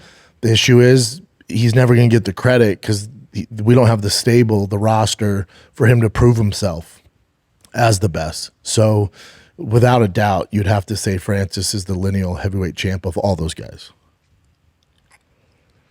Dylan Slater. Love the pick with the kiddo, man. Cute. MMA Guru said he'd be down to collab. This is like the 3rd week in a row we've got this. MMA Guru said he'd be down to collab. Could we see an episode of King and the Thing this year? Well, the answer is yes. I love MMA Guru. I think he's doing the Lord's work, and I love his opinions. I think we agree on a lot of things, so I think it'd be fun. But the other thing, I have no connection to him, so I don't know how we're going to make it happen. But the other thing is could we see him on King and the Thing this year? Love that, but I'm not the King. I know. The King was Theo Vaughn. He's a Sting. So it would be the Fighter and the Thing. Oh, that too. It'd be the Fighter and the Thing. Yeah. Fighter in the Thing this year. Yeah, I'm down. If anyone knows MMA Guru, reach out to him, say I'm down. Buddy.cf. We get we got this one right time too. Schaub, you never got offered to work with the UFC? Yeah, I have. I've worked for the UFC, bud. I think you would be the best matchmaker. No, they're not offering me like a corporate gig, I've worked for him, obviously.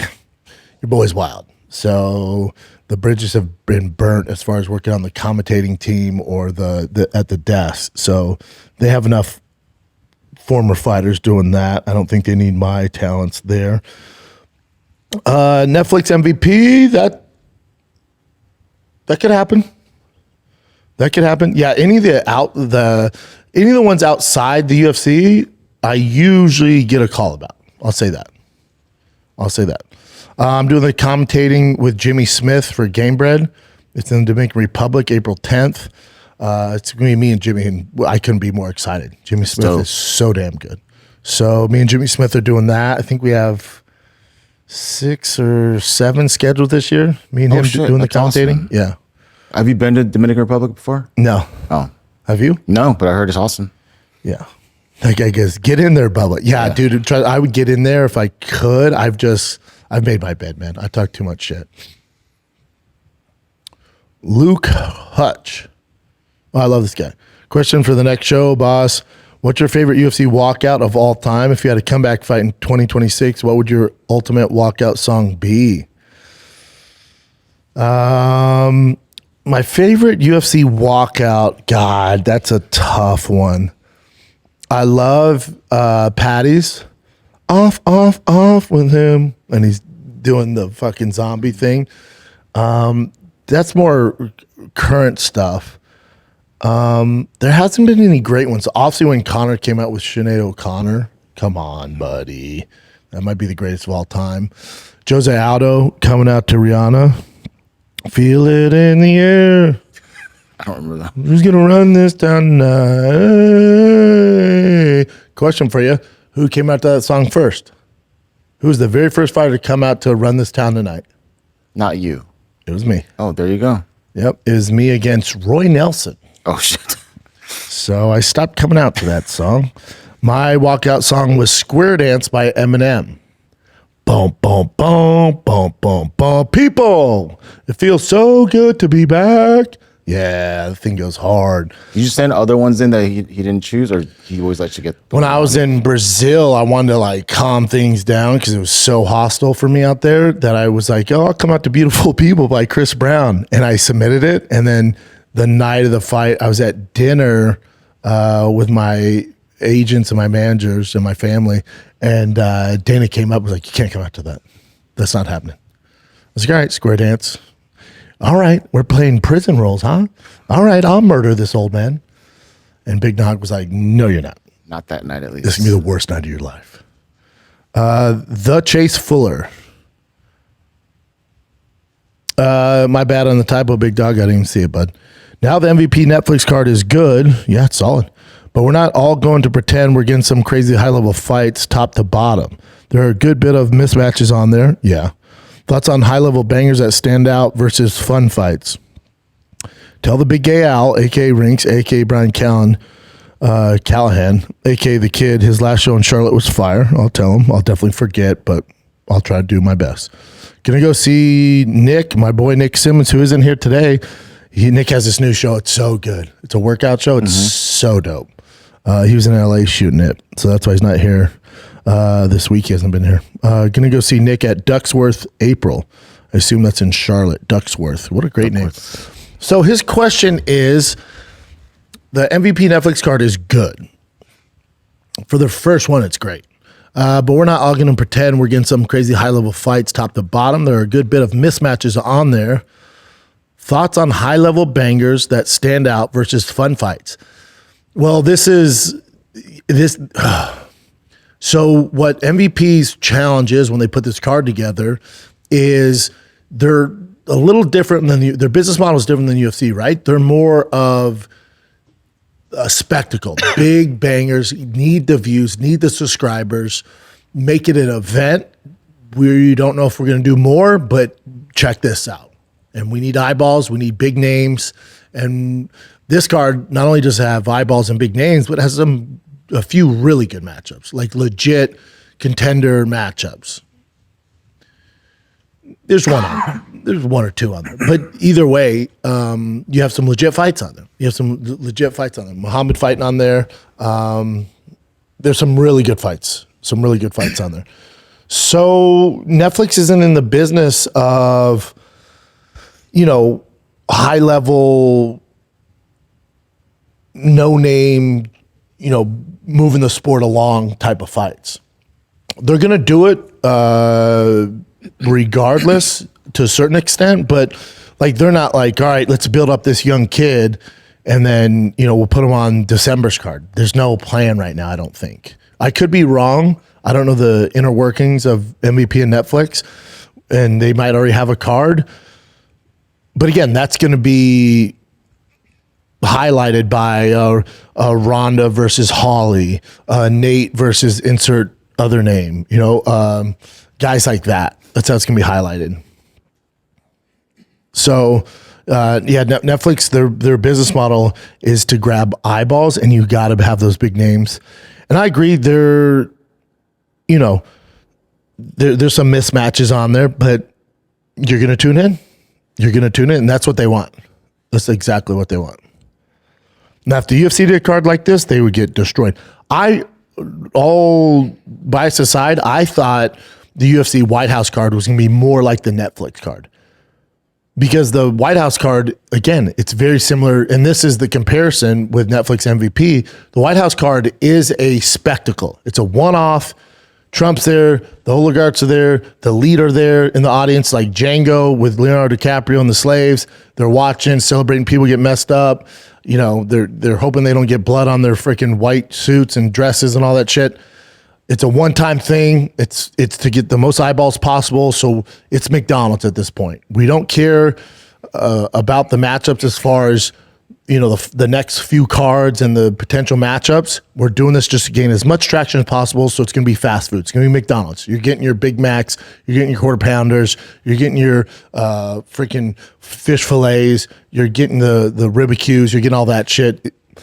People love it. And it brings the boys to the yard, And I thought that's what they're going to do on the White House card. So I thought you were going to get the Conor, the John, the Ronda, like that type of vibe, and they went kind of a different direction because they have to, because they didn't want to pay. But I would assume their original idea was very Netflix-ish. But they couldn't pull it off because they didn't want to pay the money. T-Mart 206. I'm a former minor leaguer, and this is my comparison. The UFC is really in its beginning of becoming a big-time sport like MLB, NBA, and all the others. I'd say they're already there, but carry on. They're going to have to create a minor league or European league or whatever for all the other sports. UFC is diluting the product. They should only have the big leaguers of MLB in their UFC league. Agreed, dude. We don't have the talent pool to do that. I'm with you 100%. Here's what's crazy. What you're pitching right now was the UFC 10 years ago. The cards, there wasn't as many, and when you got them, they were stacked, and it was the most talented guys in the division, and they were names. So what you're pitching, the UFC was 10, 12 years ago, even 8 years ago. That's what it used to be. But now, because they have to fulfill over 40 cards a year, you're getting guys like 10 years ago, 75% of the roster's not on there. They're just not at that level. But you have to fill in these fluffers. You have to fill in, even though the guys aren't ready or they have such a long ways to go or they're not really pros, you gotta hit your mark. You gotta fulfill 45 fight cards a year. So you're getting guys who can claim they're UFC alumni, where if this is, especially in the heavyweight division, but if this is 10 years ago, dude, they're still 5 to 6 fights away from even getting a sniff into the UFC, Like imagine if the NFL, NBA, MLB lowered their standard and just brought in guys who are, they check the box, Like it would be a nightmare. Be a nightmare. I mean, the Pittsburgh Pirates are fucking close to that. If you see their center fielder with Paul Skeens last night, Jesus. Poor Paul Skeens. Paul, that's why you gotta get out of there. I don't want to start on a baseball rant. Go Dodgers, though. They fucking won, baby. They won. They look good first game. So he finishes this with, I don't know the process, but it's turning into that, and I guess maybe Bellator and other gay shit is already minor leagues in the UFC. Correct. Bellator was their minor league, which Bellator is basically PFL now. That would be the comparison of minor leagues. Max Z. Patrick.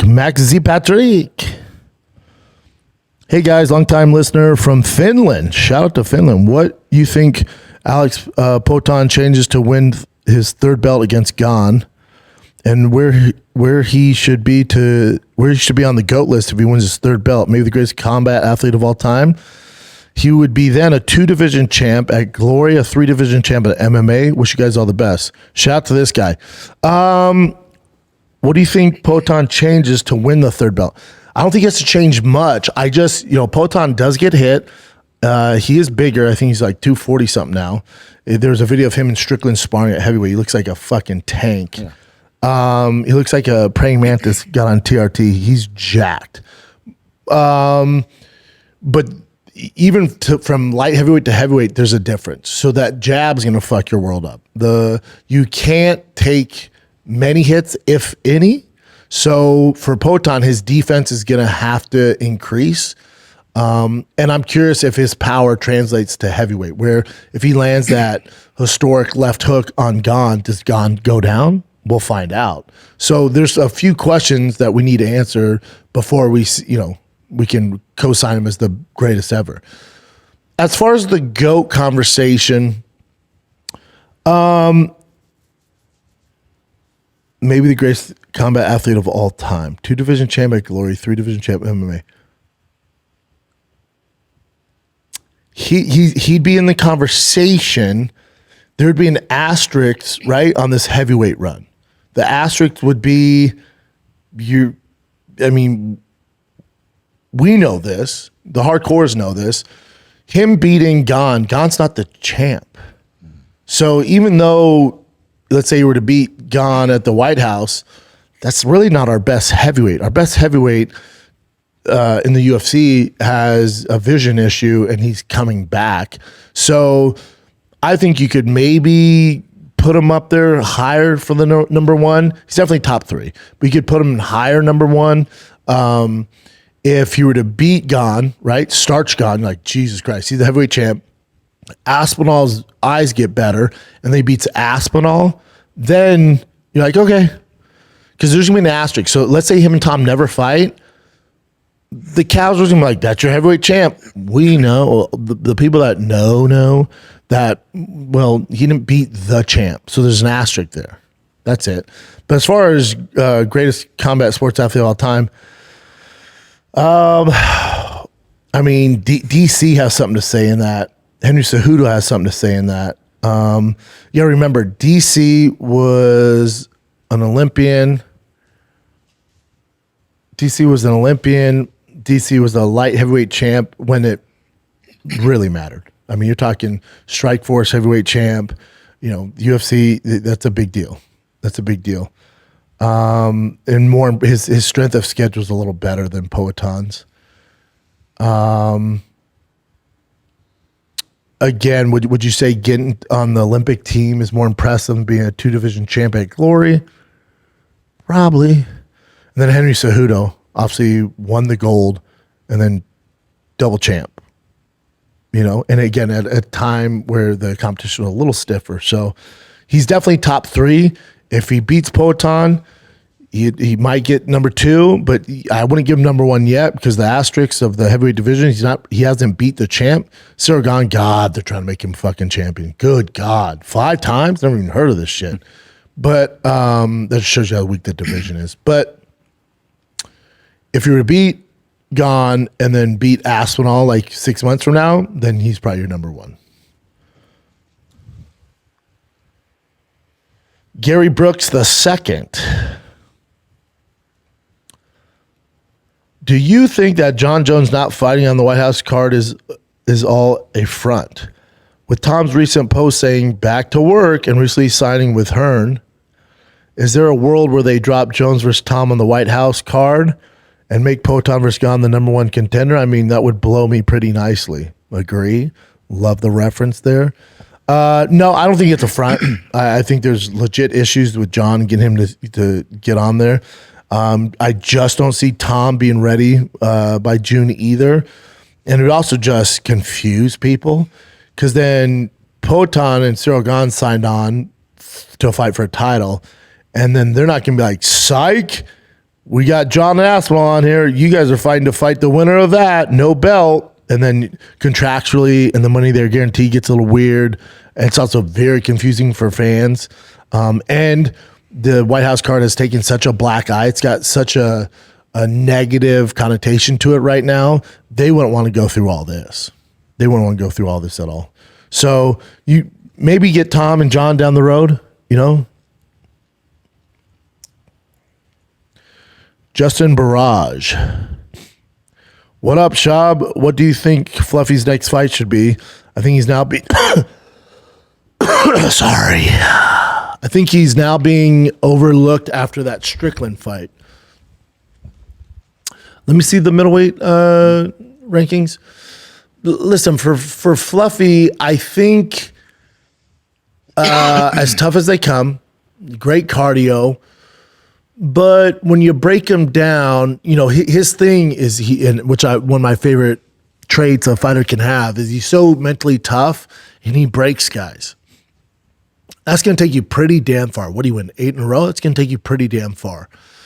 But when wrestling's your forte, you have to be very, very elite to beat the top level guys. Very elite to go in there and they know wrestling's coming and you still get the takedown. A la Hamzat, Makhachev, Sarukian, the Khabib style. Like, you have to have such an elite background that the rubber's going to meet the road eventually. Where, again, he won 8 in a row, and that's nothing to, just look away from.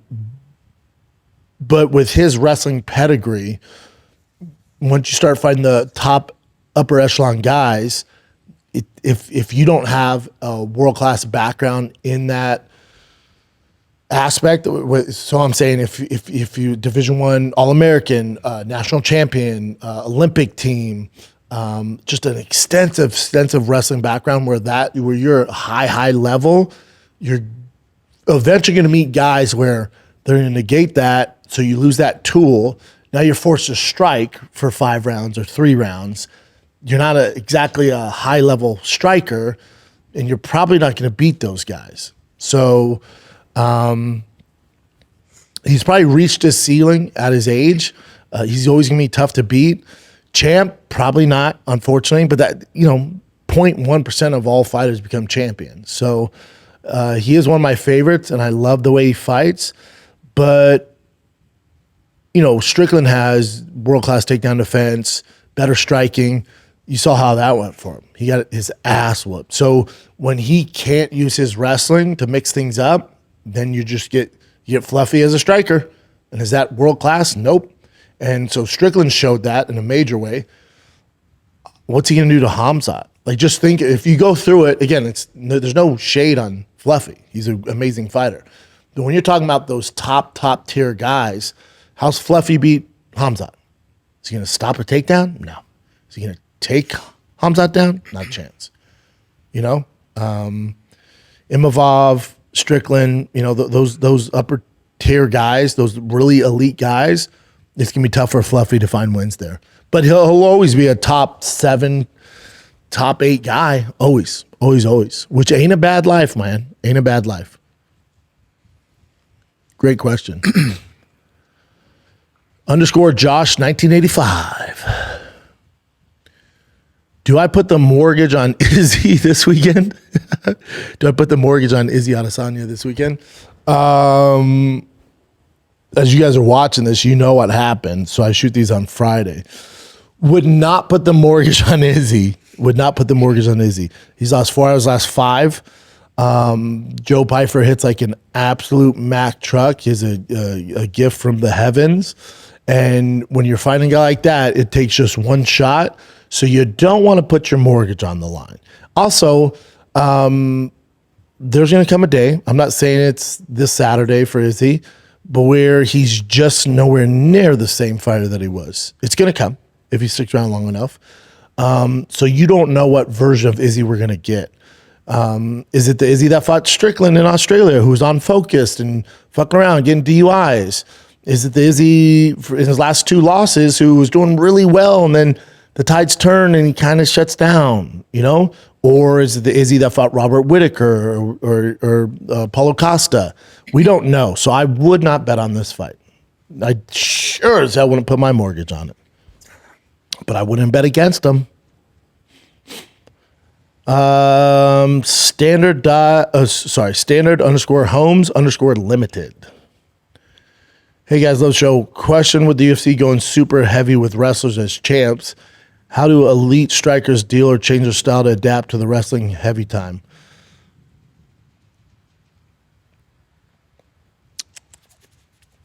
It's tough because the wrestlers that are coming in are super elite. But there's ways to do it, but the issue is guys want instant gratification. They want to get to the big leagues right away instead of developing their skills. So the issue is if you have these elite guys, the Armins, the Khamzats, the Stevensons, the Gable Stevensons, these elite wrestlers, they can win a ton of fights even though they don't have the overall skill set to make things exciting or to keep it on its feet. They dictate where the fight goes, and they're very, very good at it. They're better at that than anything these other guys are good at because everyone's in a rush to get to the UFC. Everyone's in a rush to get on TV and get on Paramount and get money. That's all relative, but more money than their regional circuit. So if I had an elite striker, I would not be in a rush to get to the UFC. I would develop the skills. I would get him with a good camp where there's really good wrestlers so he can develop a takedown defense. I'd give him you have to have an elite coach these days, a Nick Sick, some of these big teams, ATT, all those boys. And I would have them going against these elite wrestlers, developing the necessary skills So when he gets to the UFC, he's not trying to find those skills. This day and age, it's a little different where there's enough shitty guys on the roster. You can develop skills as you get going, depending who you are. Unless you're a big name, then they're going to push you a little faster. But this day and age, there's enough shitty guys in the UFC where you can kind of build the skill set before you're off to the races. But I'm old school, and I would say we're not building skills when we get to the UFC. When we get to the UFC, we're looking for championships. So when we get there, we're hitting the ground running. So I would get my experience, I'd get my skill set developed in a Ryzen, in a Cage Warriors, these other leagues, LFA, these other leagues, just to get going. I would imagine too, I don't know, you give me your point of view, that if you had the absolute best wrestler and then the absolute best striker, the wrestler would probably win more times. Destroy him. Right? That's the thing with the striking. Yeah. Destroy him.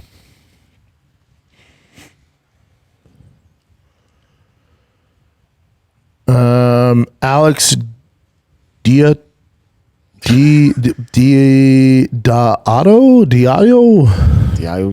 Alex Diatio.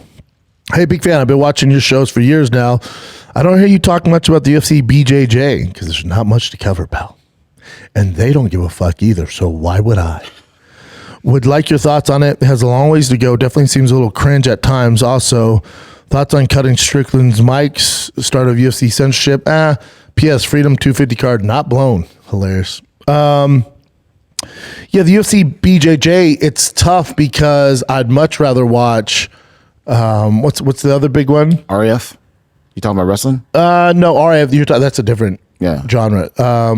What's our boy? 10th Planet guy? No, man, Craig Jones, for fuck's sakes. He's killing them. Craig Jones puts on just such better fights, better matchups, more exciting, bigger names. Craig Jones runs circles around UFC BJJ. That's what it is. CGI, yeah. CGI is way more exciting than UFC BJJ.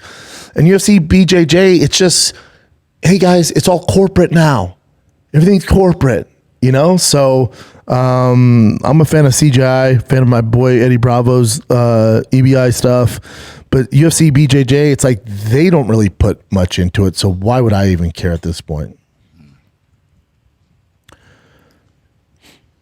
John Vaxarilio _ God, dog. I know, dude. They're getting harder. Long-time listener, first-time caller, my man. Hamzat versus, misspelled Hamzat, all good. It is tough. Hamzat versus Strickland. What does Strickland have to do to win the fight since he's almost 3-1 dog? I'm definitely taking Strickland after his last performance. Agree. Before the Fluffy fight, I'm like, that's a nightmare for Strickland. Seeing Strickland in the Fluffy fight, I'm like, my God, that dude might be the best middleweight on the planet. He knew what was at stake. He looked fantastic. If we get that same version of Sean, this whole fight comes down, can guarantee you Sean gets taken down. That's not even up for debate. He's going to get taken down. Can Sean weather the storm for 3 rounds, not get choked out, not get beat up? I don't think he'll get ground pounded out, but can he defend the takedowns enough where he gets taken down? He's making Hamzat work, making him work. First round. So going into the third or fourth, he's down 3 rounds. I would almost guarantee it. I don't care about that. If you're a Sean Strickland fan, can he defend the submissions? Can he get back to his feet? And as that later third, the start of the fourth, especially the 5th round, can Sean start capitalizing on Hamzat getting tired, start getting off on the feet, using the pressure? Because Strickland's cardio is insane. So can he implement his will later in the rounds and get it done? I think he can. I really do. 3-1 dog's hilarious. Ryan Juiced 1-5. Hey, man, we got a lot of international, man. Hey, man, Ryan here from Cape Town, South Africa again. So I missed your first question, dude. There's a lot of them. I tried to get to them. Big fan. I wish I saw you in your prime. My question is, do you think DDP has what it takes to be middleweight champ again? Do you see him going to light heavyweight? Do I see him being middleweight champion? Definitely could. I think if he approached the Hamzat fight, it'd be a better fight. Does he ever beat him? I don't know. The way that fight ended, it gives you hope if you're DDP. There's definitely things he could do. to improve his chances. And then obviously if Strickland becomes champ, there's definitely things that he has advantages in that fight. So if Strickland were to beat Hamzat, I bet DDP's like, all right, let's go, man. Let's go, because he beat him before, right? So it's really going to be predicated on that Hamzat Strickland fight. I would like to see him get a second shot against Hamzat and see how he's made some changes. It's going to be tough. It's just a nightmare of a matchup. Dude, if I'm anywhere near the top 5 in the middleweight division and I'm a bigger guy, dude, I'm jumping to light heavyweight so fast. DDP's a big dude. You're telling me DDP doesn't beat Yuri or Olberg? He already beat Robert Whittaker. Robert Whittaker's up there now. Jamal Hill. Like, you look at light heavyweight. You want to be champ, dude, and get paid? I would, if I'm DDP, buddy, let's quit cutting this bullshit weight and go to light heavyweight. That's what I would do. I would wait to see what Hamzat Strickland, see what the UFC wants to do. If they're going to keep giving you fucking contenders, no, get out of here, dude. Get out of here. Let's go over to light heavyweight. Because, again, it's prize fighting. Jake Guy JTG. Is GSP the best example for staying in shape after being done? I feel like out of all the retirees, he's the one that could still do it. I'm in pretty good shape, amigo. But no, GSP's always been a thin guy. And he's always just like a true martial artist. Like, he's probably doing Taekwondo in the mirror as we speak. And he's always been pretty strict on his diet. So, yeah, he's definitely one of them. He looks great. He looks great. There's a few that look good. There's a few of them out there that we keep our shit together. There's nothing worse than when a guy retires and you're a fan of his and watch him and he's like Shredville and all that. And then you run into him at like Buffalo Wild Wings and he's 300 pounds. You're like, oh, what's up, dude? I was a fan. Picture? I'm good. There's nothing worse. Big Buckeye 24. A long one.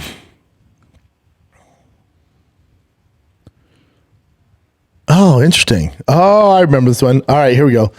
I love this. It starts off with, I'm not trying to be an asshole.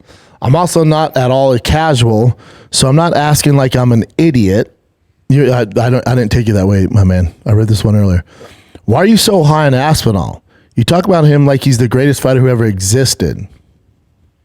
You specifically said he had to beat Cyril Gane more impressively than Jones did, or he wouldn't measure up to Jones. Well, he didn't come close to doing what Jones did.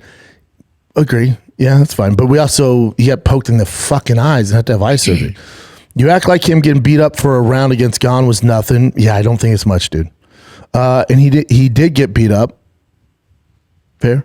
His face was fucked up, and that was pre-eye poke. Fair. John would have beat Gane 4 times if he had 5 minutes. Fair. Now you completely disregard that and are back to talking about Aspinall like he's God. Do I? Not like he's God? All right. The heavyweight division fucking sucks. Why do you think he's so good? What's this gentleman's name? Big Buckeye 24. Assume you're from Ohio, my man. Yeah, you know what it is? A part of it is I feel like Aspinall's been fucked over and never got his due, so I stick up for those guys. I think Aspinall, again, it's not his fault. It's just when he was born, the heavyweight division has never been worse. He waited 2 years for John. It never came to fruition. John just played grab ass. They gave John the money he wanted. John still didn't do it. So he fights Cyril Gane, a fight nobody wanted to see. So I assume some of that is tough for Tom to get up for that fight. He struggles with Cyril. I'll give you that. He struggled with Cyril. And then he gets poked in the fucking eye and the fight gets stopped. And then the guy's out probably a year at least because he got poked in the eye. It's pretty fucked up. And how would you feel about Tom Aspinall? Take away the Cyril Gane, the 1 round. Take about the 1 round. We got bloodied. Takedown didn't look great. I'll give you that. Take that away. What measurement would you have to say Tom's not pretty fucking good? All first round stoppages. I think the only fight that didn't end in the first round was Orlovsky, but he choked him out early in the second. So the evidence we have is Tom's pretty fucking talented, dude. He's pretty fucking good. and you're just going to throw all that away because, man, he struggled with Gane for that one round. That's not fair. But it's also not fair to say he's the greatest of all time. I'm not saying he's the greatest of all time. I'm saying he has the potential. I'm saying the UFC's done him no justice. I'm saying the UFC criticizes the guy, made fun of him basically for stopping the fight because he had to have fucking double eye surgery. His skill set, I've been doing this a long time, Bubba. His skill set compared to Cyril Gane is much higher. His ceiling's much higher. This is Gane's 5th fucking title shot. The guy can't figure it out. Cyril Gane is a guy that got out-grappled by Francis Ngannou with one knee. You say, yeah, but Tom, struggled with him. Yeah, sure. Evidence would show that as that fight keeps going on, Tom was going to win that fight. Tom would win that fight. One of them has a lot of skill in all aspects of MMA. One of them does not. One of them is French. One of them has quit before. One of them has been given 5 fucking title shots and can't figure it out. So I just cannot give it up to Gane. I can't. I've never been blown away by him. He's never blown me. Yes, Tom did have some issues with him in that first round. I'm not willing to bank on one round over a guy's entire catalog. I'm just not. Now, let's see how Tom comes back. Do I think he's bona fide greatest of all time? No, not yet. He hasn't done enough yet. But we know Cyril Gane has no excuses, and he's sure as fuck not the greatest of all time. So we'll see. The jury's still out on Tom. And a lot of it's not his fault. And when I feel like a guy is getting mishandled, especially being the heavyweight champion, and they're talking down to him, that's when I get mad. And then I have that guy's back. So that's probably why you're feeling this way. Do I think he could easily beat Francis? No, I think those are tough fights. Does he easily beat John? No, that's a very tough fight for him. But we don't know. We don't know. I would be willing to bet, buddy, that I'll bet you on this, that when he is ready, if Cyril Gane does beat Poatan and they do Tom Cyril, Tom beats the absolute shit out of him. I would bet on that. I could be completely wrong, but I would be willing to bet on that fight. And I don't bet on fights. But I would take Tom Aspinall over Cyril Gane all day.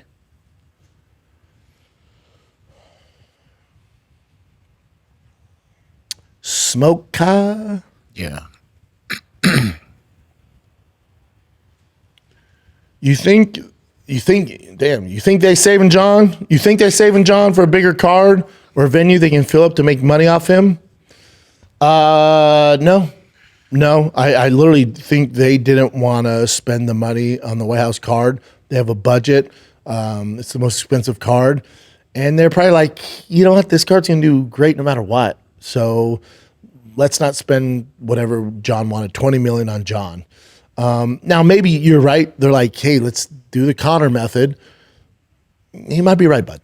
You might be right. The more I talk out my ass about this, you might be right. You might be right. Like, all right, we'll pay John whatever the $25 million that he wanted, but we need the gate. And that's why you didn't get Conor on the card, because they need the gate. My question for you, though, is if you think they're saving him, my question, and I'm legit asking this question, I'm not being condescending, is John going to sell out like a Conor is? Is John that draw still? I'm legit asking. I don't know.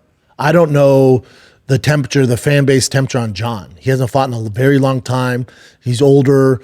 Yeah, he's been in the media, but it's been positive and then negative. So I don't know. I don't know if they announce a fight at T-Mobile Arena, if it sells out like a Conor fight would. I literally legit don't know. I bet you the UFC doesn't either. But I think he's probably more popular now because of all the stuff that's been happening, like him getting, not going on the White House card, even though he should be on it. All this drama building up. Yeah, maybe. So if you want to see him, you might be right. But if that's the solution, then Armin's going to sell out. Oh, he's going to sell out. He's going to do well. Then fucking get Armin a fight. There's nobody bigger. As far as being in the news, relevant, social media, he's bigger than John. But I legit don't know, bud. You might be right. They might be like, hey, we'll pay him that money, just not in the White House because we need the gate. You might be right. I'm seriously curious if John is a big gate ticket seller. I don't know. Okay. I don't know these days. I think this is the last one. D_Gutierrez. This one? Can you see fighters who are on their last fight with the UFC start talking to Netflix before they sign a new deal with Netflix? Could Netflix become a real competitor? Yep, we'll end on this one. I get this question all the time. Netflix MVP is great if you're at a certain level. So the people that think that Netflix MVP is going to compete with the UFC, you're just totally missing the mark. They're just not. It's two completely different business models. One is for big Super Bowl spectacles once every 6 months. The other puts a card on every fucking week. So you're talking about apples and oranges here.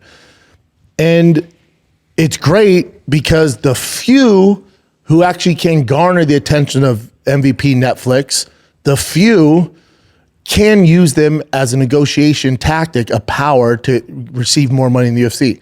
There's like 6 guys maybe who can do that, which is great for those few individuals. But the level you have to get big boy money from MVP, from Netflix, it's far and few between. So it doesn't really help the overall roster, but it does help the old big names. So as far as it becoming a real competitor, it's just not in their business model, but it is a good avenue for those few big names. All right. But it's just their business model is different. They're not investing in these young prospects, building them up, and seeing them on prelims and, maybe the first fight on the main card and then eventually co-main event and main event. That's just not their business model. They're not throwing fights every month. I'm so curious to see what Netflix MVP does after this. Like, what's the move? And I'm sure they have a move. They're not just flying by the seats of their pants. But once I know that, once we see what their next move is, then we'll have a better idea what the future is for MVP Netflix in regards to MMA and if they're actually going to be a competitor. Because right now you can't say that. All right. Great questions, guys. Love doing it. Fucking love doing this. It's my absolute favorite, doing the Schaub show, doing these fan questions. So I love you guys. Appreciate you guys. Hope you enjoyed those fights on Saturday night.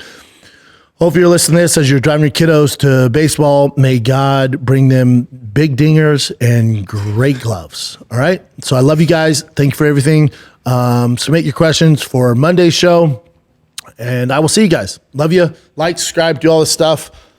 I'm out.